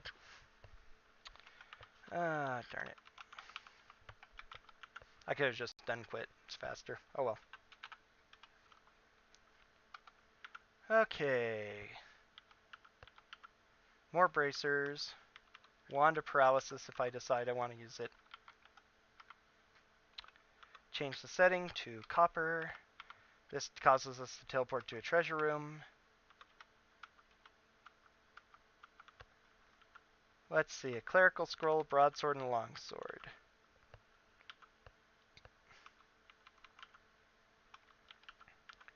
Hopefully one of them is +2. Change the controls to silver, go through the next treasure room. Probably not, though, with this experience I'm getting. Longsword, Bilguizarm. Magic user scroll. Oh, that I need to transfer to her.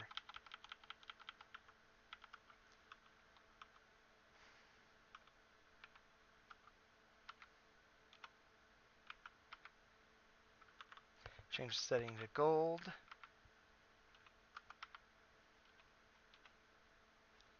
Again, probably not great.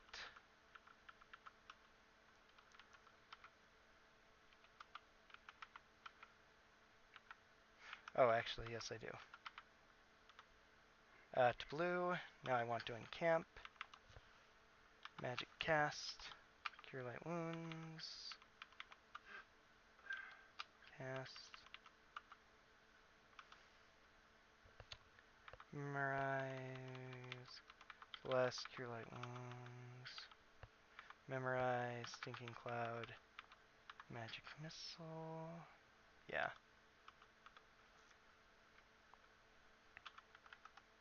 Rest for a few days.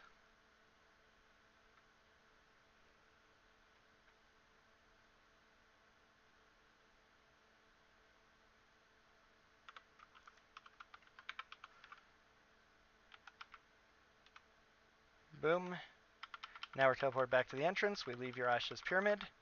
We get a cutscene telling us that the river is cleansed, even though we didn't destroy the equipment that the pollution caused. And now we go back to the city. I shouldn't be going this way, it's actually faster. But now I can actually cross the river. Come on. Boat, which takes us to the civilized area. Oh, it's nighttime. So now I have to spend time until daylight so I can report that Urash's thing is done.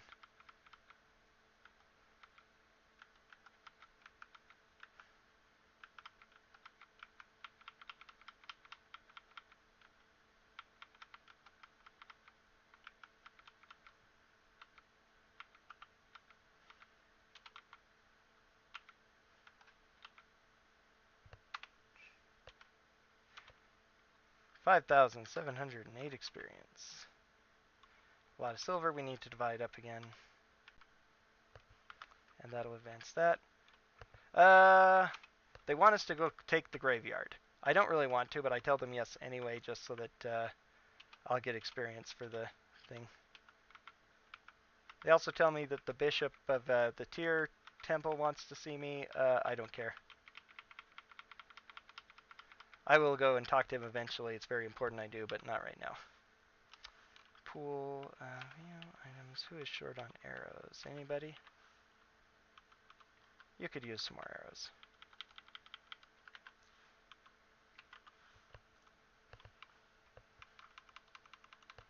Okay, time to examine all of this equipment and see if any of it's any good.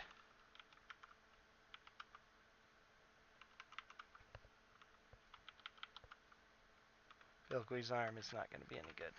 Sure of that.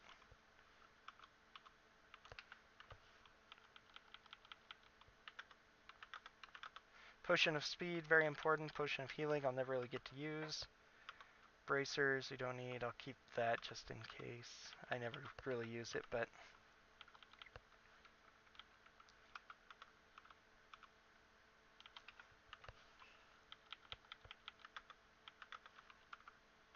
Wow, that's an expensive one. Broadsword plus 2. Can trade that to red.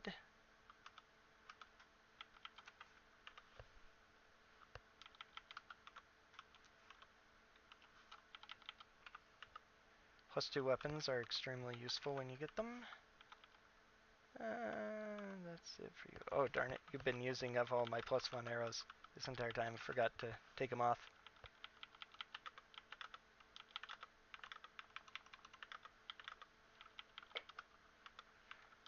Trade that to silver.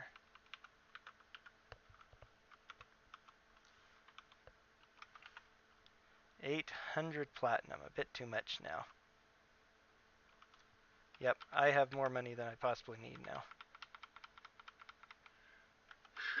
That's the only thing you can really spend money on is training. Alright, how are you? 9,000. That's enough to advance warrior.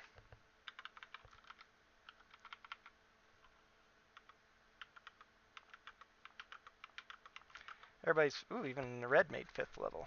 Amazing. 19,000, so I still need more, so I need to go to my next set. Because she is 4, right? Yep.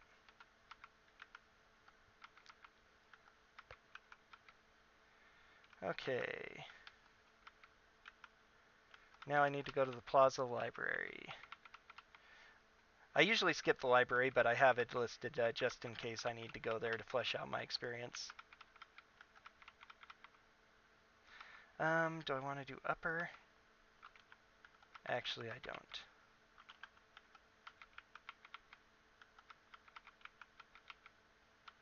Although it's easier to get across upper.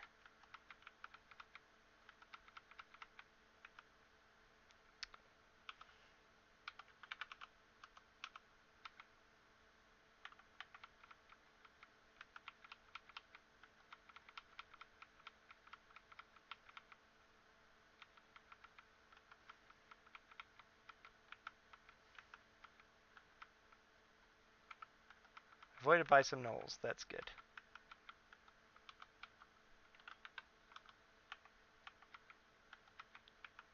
There it is. Disguise party as monsters. How well your disguise works depends on your charisma. Since all my guys have 18 charisma, I have a very low chance of being discovered.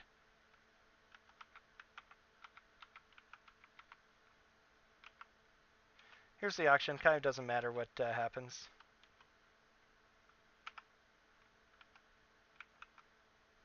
Oh, they actually penetrated my disguise. That's unusual. Okay. Well. Auction's done. I made a bid which drew attention to myself. I've never actually been had my disguise taken before. It actually doesn't matter in the long scheme of things, though. Okay, the next thing I'm doing here is one of the council members wants us to, this is his family's estate. Oh, geez. Scorpions are a no. They can poison me, and that will be a run-ender. I don't want to fight that.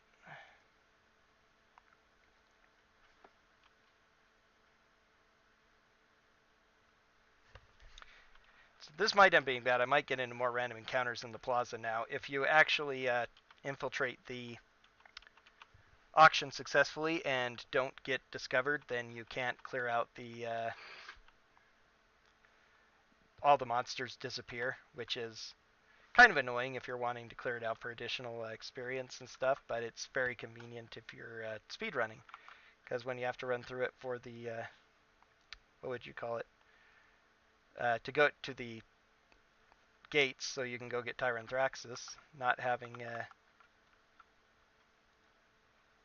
any monster encounters as you run through is very, very convenient.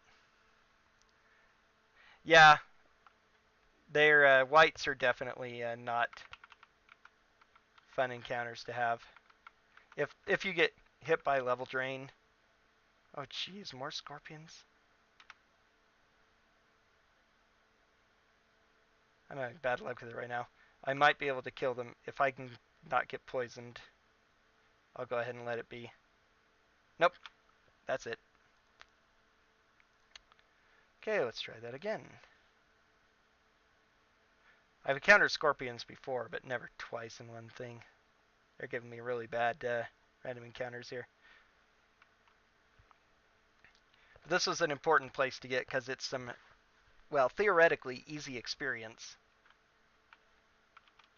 And a very, very good magic item.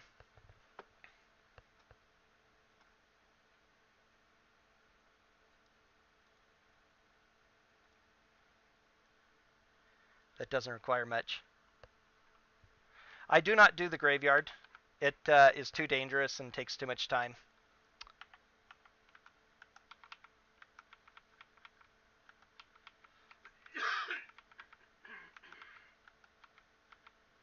Okay, here's a forced hobgoblin fight.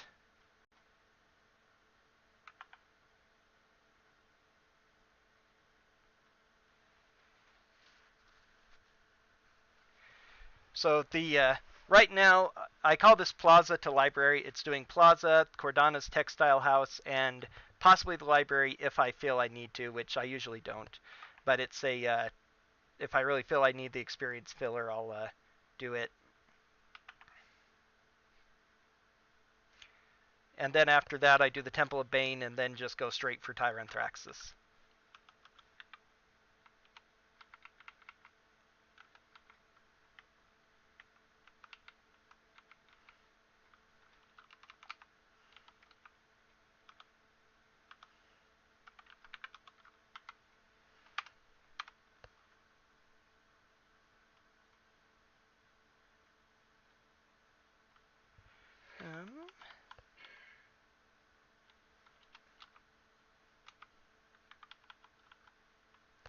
Okay.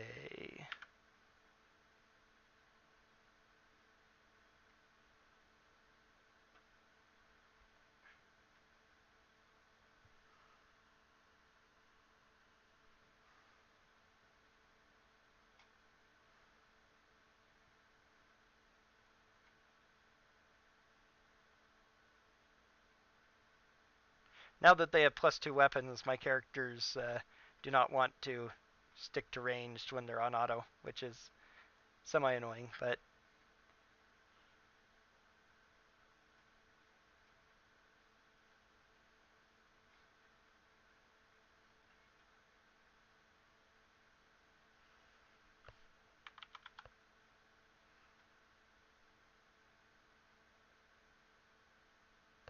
Ouch.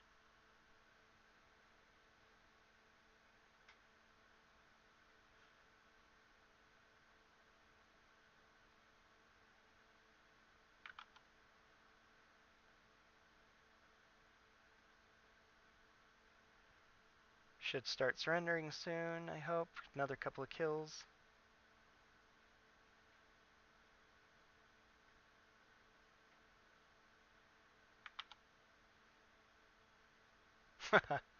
Last guy's not going to surrender. That's funny. Okay, that's that. Do they have anything? No, they don't. We are going to open this box. Cordon wanted us to return it to him unopened. You can, let's see, most of this is pointless.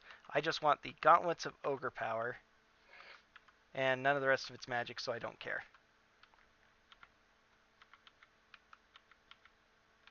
Oops. Definitely need to save the game in case I get attacked by something like that. Frogs are easy, I don't care. It'll take me less time to kill them than it would to reload, I believe.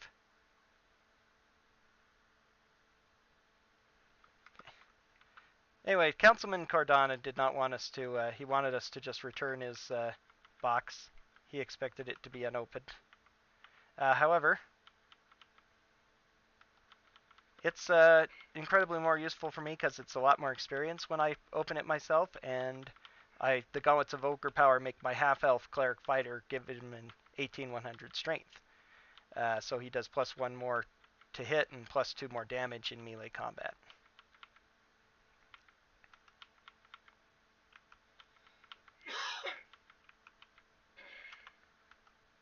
Theoretically, if you had a thief, you could climb down a well over to the side and... No, you do not. If you take the box unopened, well, you can. If you have a thief, you can go. There's a group of thieves there in that area. You can take the box to them, and they will carefully open it and give you the stuff, and then return it to you open, so you get the reward from the councilman. And you. And now he's gonna yell at me. Threaten me. I don't care. I never see him again. I ignore all the rest of the quests.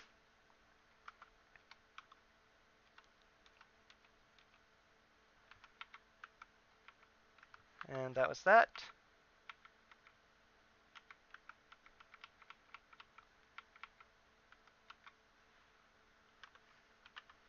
I actually don't have much of anything, do I? Pool, buy. Actually, buy. Yep. So it's one thing you can use a thief for, but it's not worth the time. All I need is a little bit of experience to... that is just enough to get me to level 5 with my mage, which is what I care about.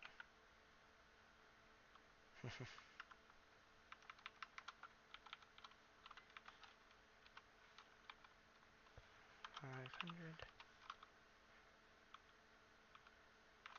She isn't strong enough to carry all this money. So let's see.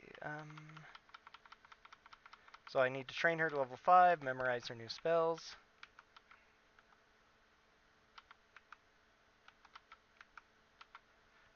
She should be the only person who can train right now. If I select anything other than Fireball, it's a run ender.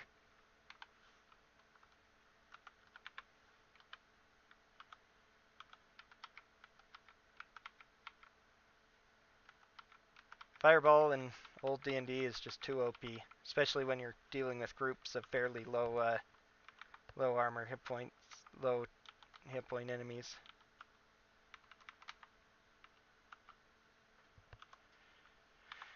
Okay, memorize detect magic, to cure light wounds, bless.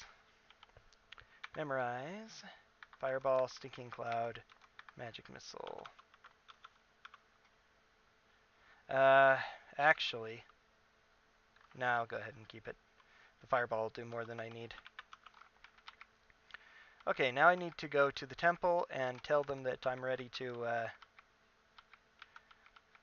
go clear out the Temple of Tyr that has now been desecrated to Bane. Durton is going to join us. He's the only NPC we ever pick up in the game, and only for this one mission. Let's see. We're going to go to the bay, I believe. Oh, I forgot to rest and get my hit points back. That could be bad. We'll find out.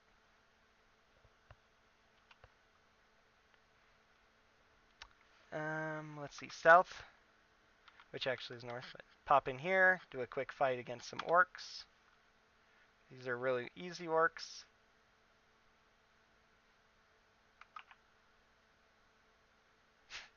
He's wasting his prayer spell on this fight.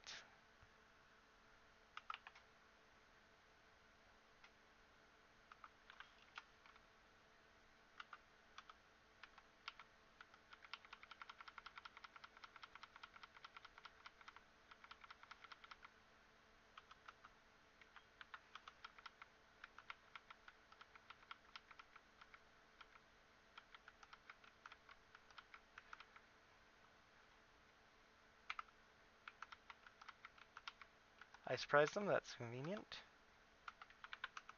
Another fight with some orcs.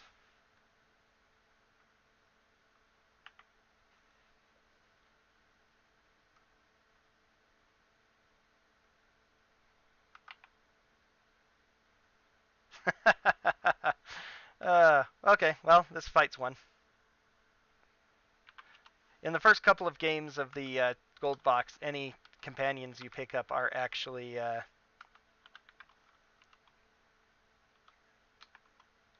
automatically controlled. You can't control what they do, so they will sometimes be useful and sometimes be not useful. Okay, here's the big fight. This is a dangerous fight. One of the most dangerous fights in the game because of Mace here, the half-orc cleric.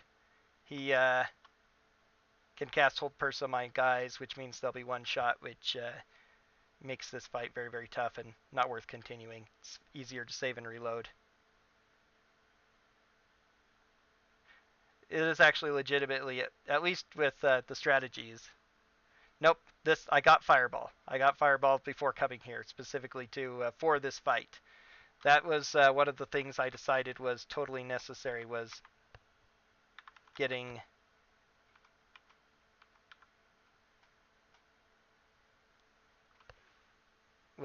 Fireball so that this fight goes a lot better.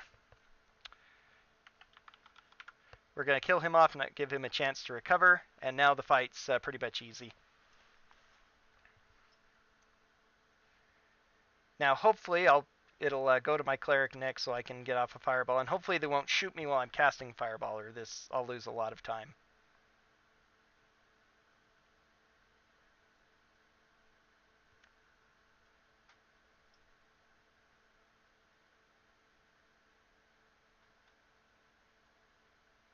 Theoretically, prepping sleep spells for this fight would also work, but I'll clear out a lot of them just with Fireball, and then it goes pretty easy from there.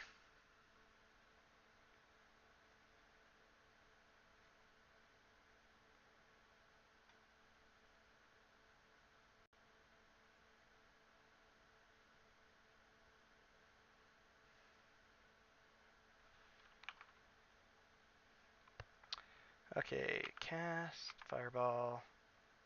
Okay, now you can go auto. Yay! Here it comes.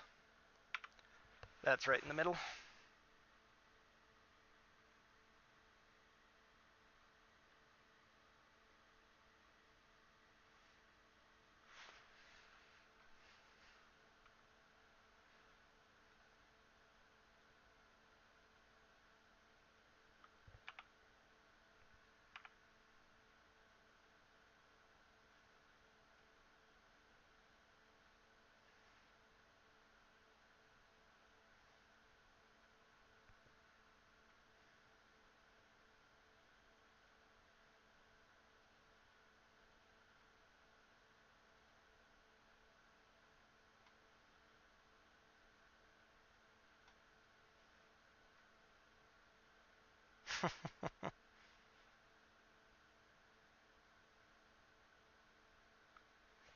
Okay.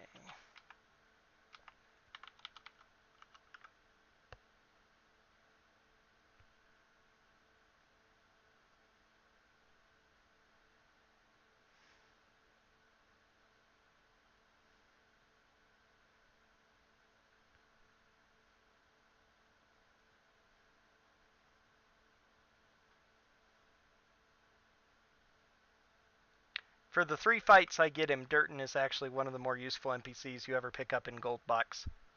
As he'll sometimes, if you get lucky, he won't cast Prayer until this fight here, and then you'll get a chance to cast before. That really helps out. Oh, he went down. Oh well. He'll be removed from that after this battle. He's going to stay behind and rest up, but since he's dead, it's actually convenient because now I don't get the text box. He'll just be removed from the party.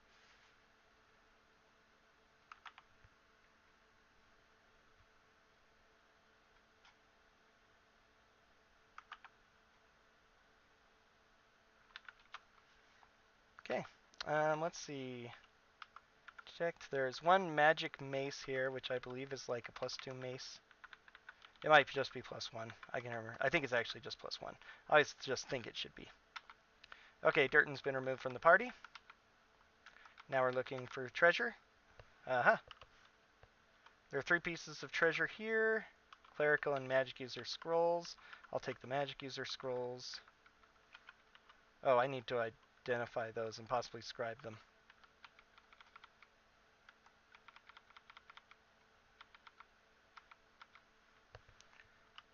Open trapdoor.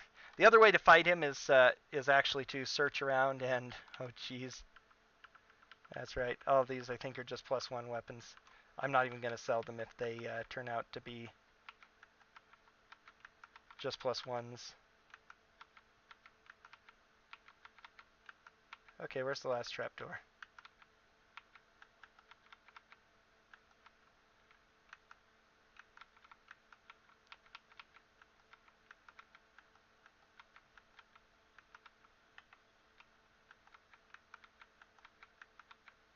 There we go. You don't always find things, so I'm not sure if I just was wandering badly or didn't get it. Very important wand. And, most important of all, the Dust of Disappearance. In both Curse of the Azure Bonds and Pool of Radiance, you get it in both games, and it's the most powerful magic item in both games. Vital for making the final battle winnable. You could theoretically win without it, I'm sure, but it's would be much harder.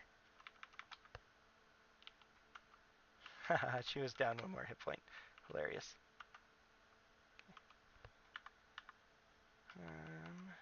Detect magic.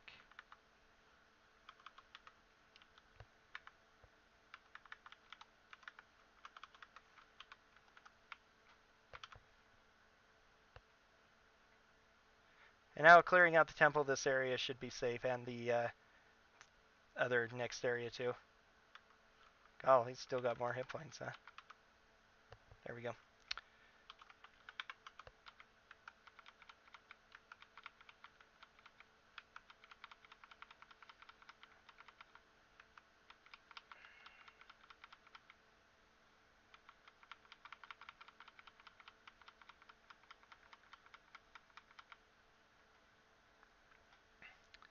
Boat to the civilized area. Whoops. No. Then you must leave. They don't let you hang out in the church. You go to the temple, say, do you seek healing? You say no, and they say, then you must leave. What if I just want to listen to the sermon? And that's that.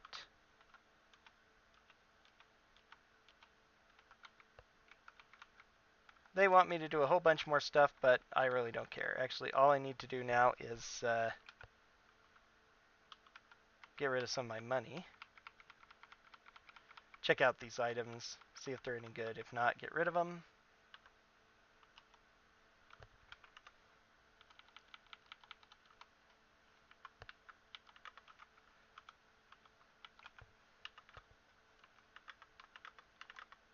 Giant strength, speed, trade giant strength to red. Speed and giant strength are very, very useful for the final fight, both of them.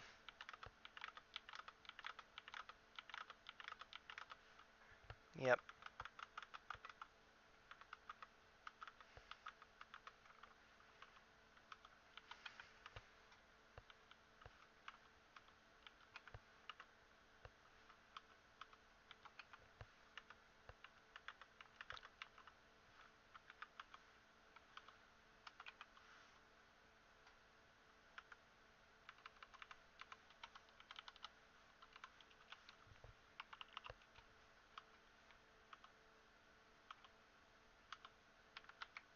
Okay.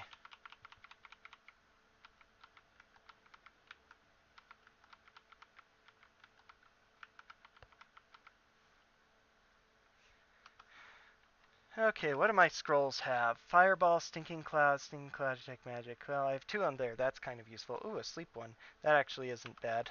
I can make use of that, maybe? No, I really can't, actually. Oh well. Okay, time to go for the gates.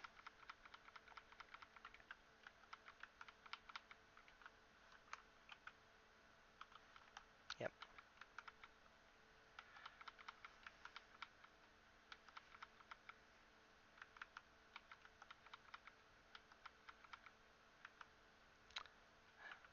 Why am I at the lower one? It's actually worse.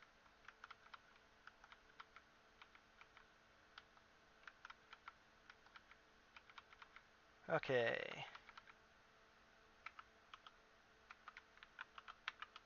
In case I have a long fight.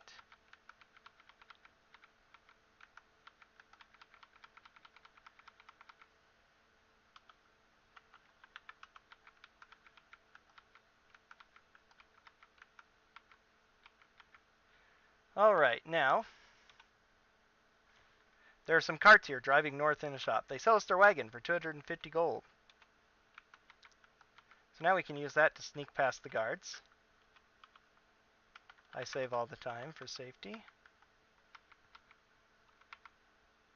Now some bugbears are going to come. They have 15 gold. They'll take us through the gate. That's easy money.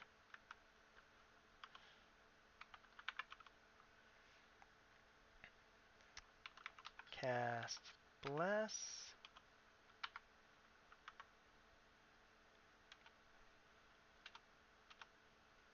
Three Ettins, which we attack them by surprise. Actually, yeah, you can quick.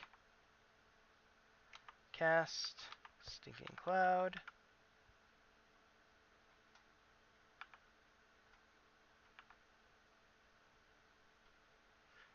And these Ettins are incredibly susceptible to the Stinking Cloud. They would normally be extremely dangerous.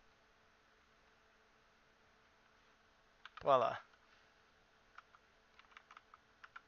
There's a magic ring here. I think it's a ring +2.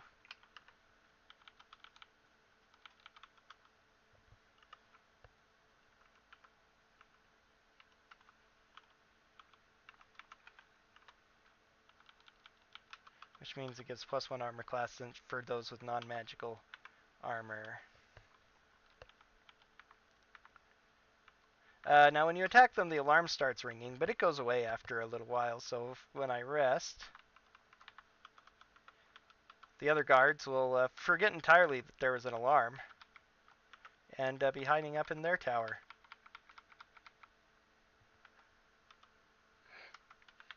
Just so I can basically keep track of them, kind of. I named them the color that I gave them so I can identify who I'm giving which equipment to. Otherwise, it doesn't matter. I could call them whatever I want, and it doesn't slow anything down.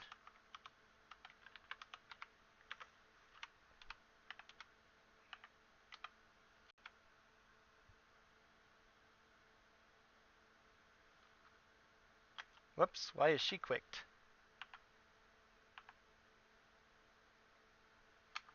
Cast Stinking Cloud.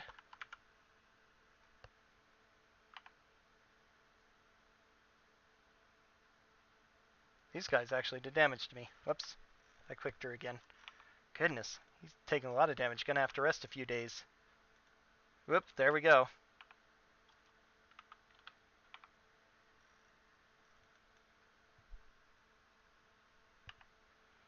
I'm not sure if it does or not, but I don't have programming skills to determine that, so I just give them the names I give them. I don't think that it's affected by the names because I get totally different RNG.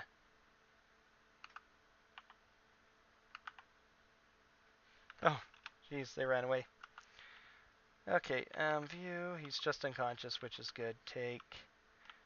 There's no magic this time, oddly. Just in the one mage has it, but the other one doesn't.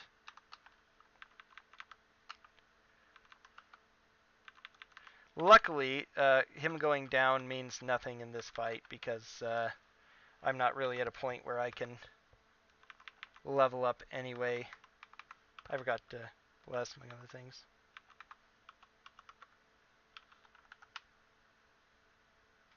Let's rest for a month.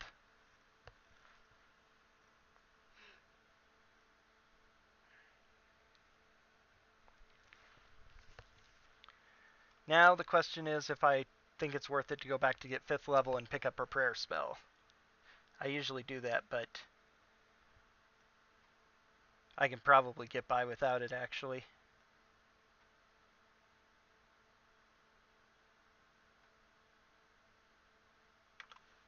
Okay.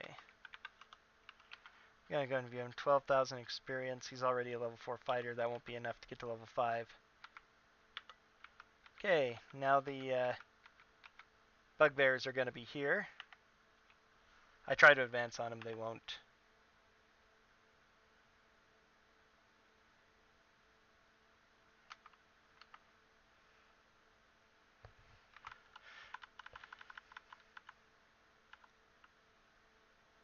Unfortunately, my gunner ran forward, so I can't hit all the people I want to with it, but I can get all these ones.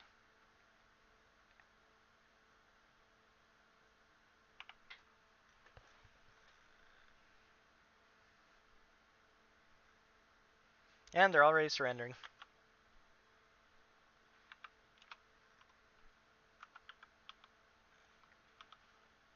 Okay, now we can memorize. Fireball. Okay.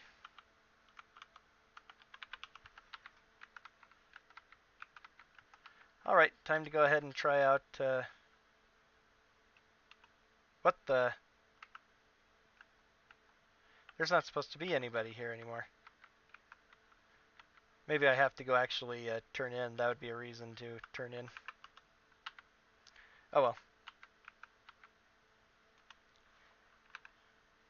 So we come into this laundry room first, and we get disguised as clothing. Clothing to disguise us as Tyrantraxus' minions, which will allow us to pretty much go through the entire keep without trouble as long as we avoid certain areas. That's a split, actually. Very fast one since I didn't bother to go back to town. I've been doing it because I feel kind of, let's see, password. Password is Rhodia. I don't know how you're supposed to know that without a guidebook, but that's what the password is. I feel like I have the experience. I have to go level up, but it's really unnecessary. The only thing I get is a couple more hit points for silver and the spell prayer, which is good, but I don't think it's strictly necessary. We will find out. Yep. This is only my second actual timed run, and the fourth time, the only third time I've done it, so I'm improving everything.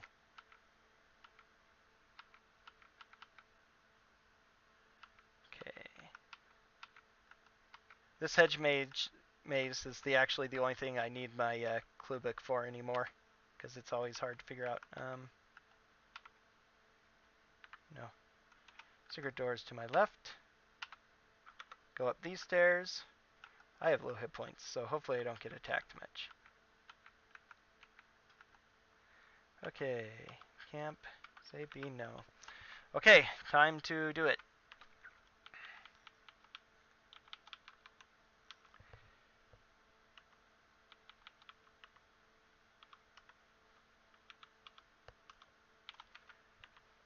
Using all my potions of giant strength. If I get lucky, I have 2, and that makes this go a lot quicker.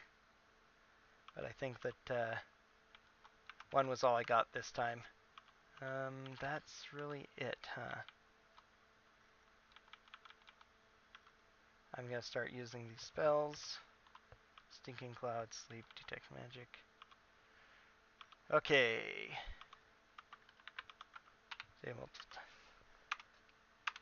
Here's Tyranthraxus. He sent his guards first. Guards kill the pests. I agree. Let's see. I'll let you.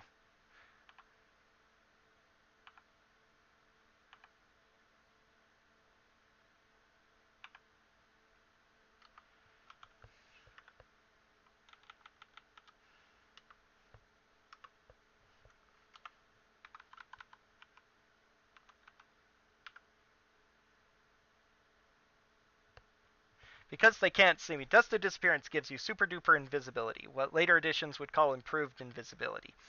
It pretty much doesn't matter what I do now. They can't see me unless they are in melee range of me. And since they can't see me, they won't do anything. They'll just stand there waiting for me to appear or be close enough for them to hit. They're 8th level fighters with very powerful items, 87 hit points. They're incredible. Luckily, Stinking Cloud makes them vulnerable to choking and gagging, at which point they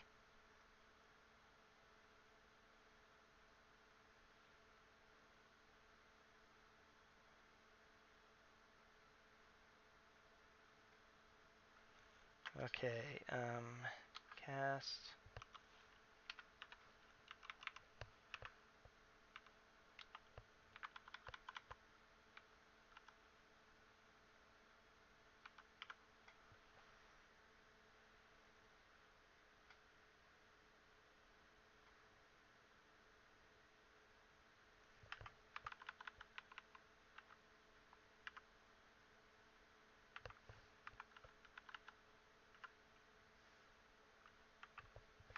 Geez, down to 6 hit points.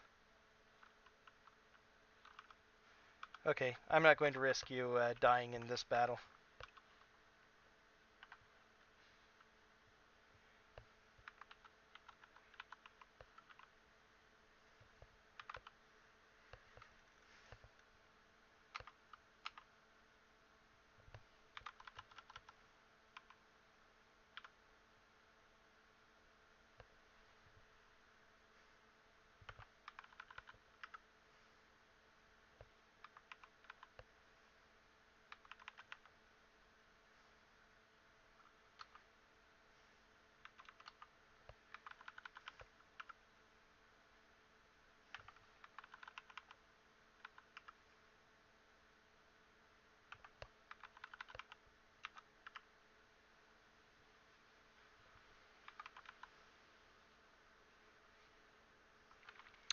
Okay, actually what I'm going to do now is put on this wand.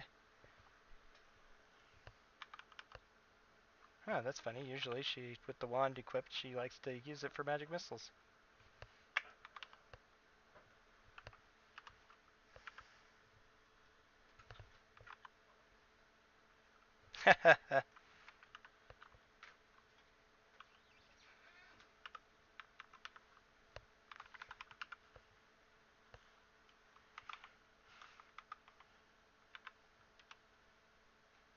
Alrighty, now we've defeated Tyranthraxus' minions, and he just watched his guards get slaughtered by a bunch of invisible people.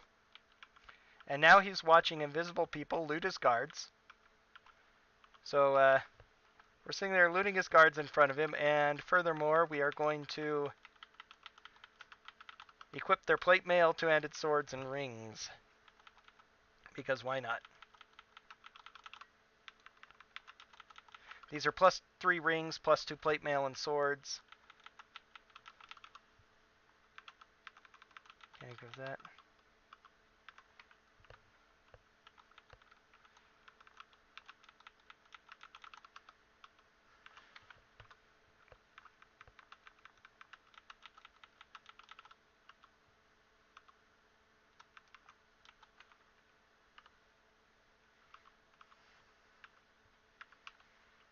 You can't use the two-handed sword, but you can use the ring, so everybody now is...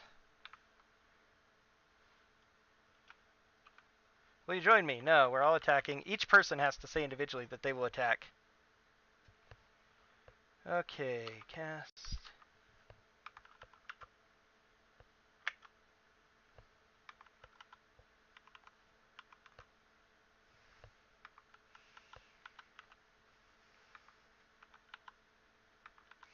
Now, normally Tyranthraxus would be throwing his breath around, which is the one thing that makes him dangerous. But since he can't see us, he can't target us with any spells, including breath attacks.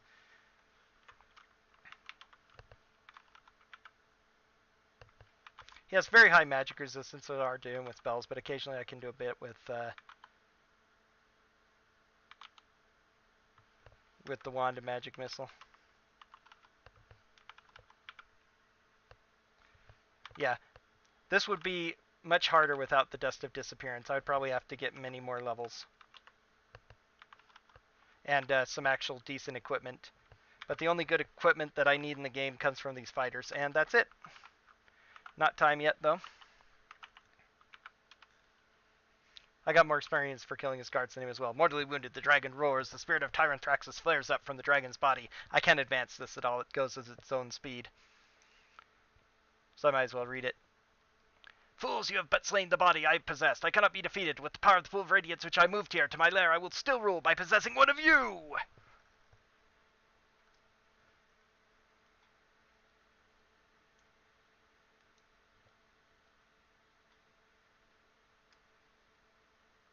No, Lord Bane, I still rule who I have not failed. Do not call me back. Ah! Knowing the Tyranthraxus has finally been defeated, you go through, nobody attacks you. Now we go to the clerk.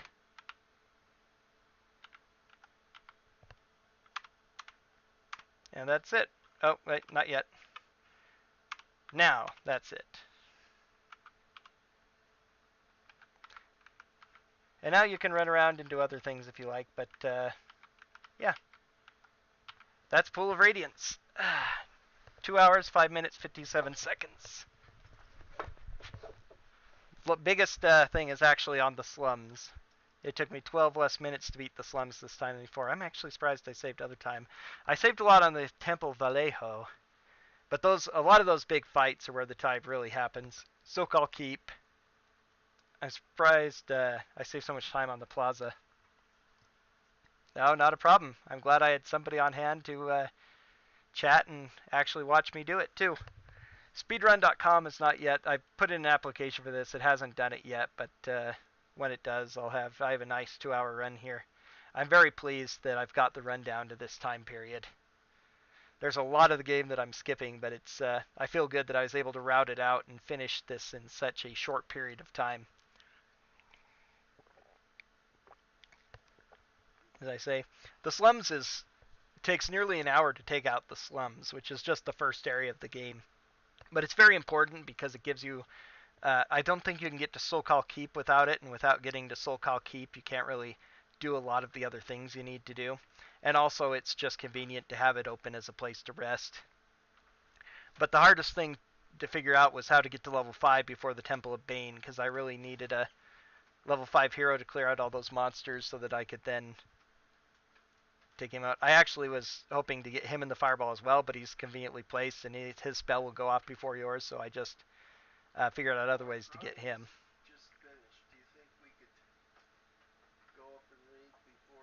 The but I did some searching around and digging to find where the easiest experience to get was, and found that Yarash's pyramid is a big one. And then the second big one I needed comes from the Cordona Textile House, which the first couple runs I did, I thought that it was better to keep the box sealed, but that experience wasn't that much, so I popped it open and boom, 2,000 Gauntlets of Ogre Power. I'm like, yeah, this is the way to go. After a little bit, I might also work on Curse of the Azure Bonds, see how that goes. But that's going to be it for me for now. Going to go ahead and throw it over to hosting one of my favorite runners, Poexel, who's working on his Final Fantasy VI run for SGDQ coming up. Thanks for the follow, Jimmy. Uh, I'm switching off between this and my Soul Calibur run that I've been doing. Those are my two speed runs. I personally designed both of them. I find a lot more fun in making my own things up rather than doing other things other people do, which is good and bad. But anyway, thanks for watching.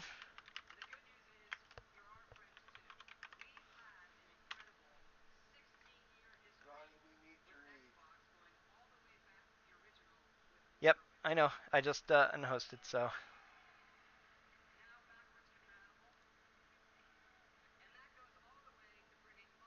let me end my stream.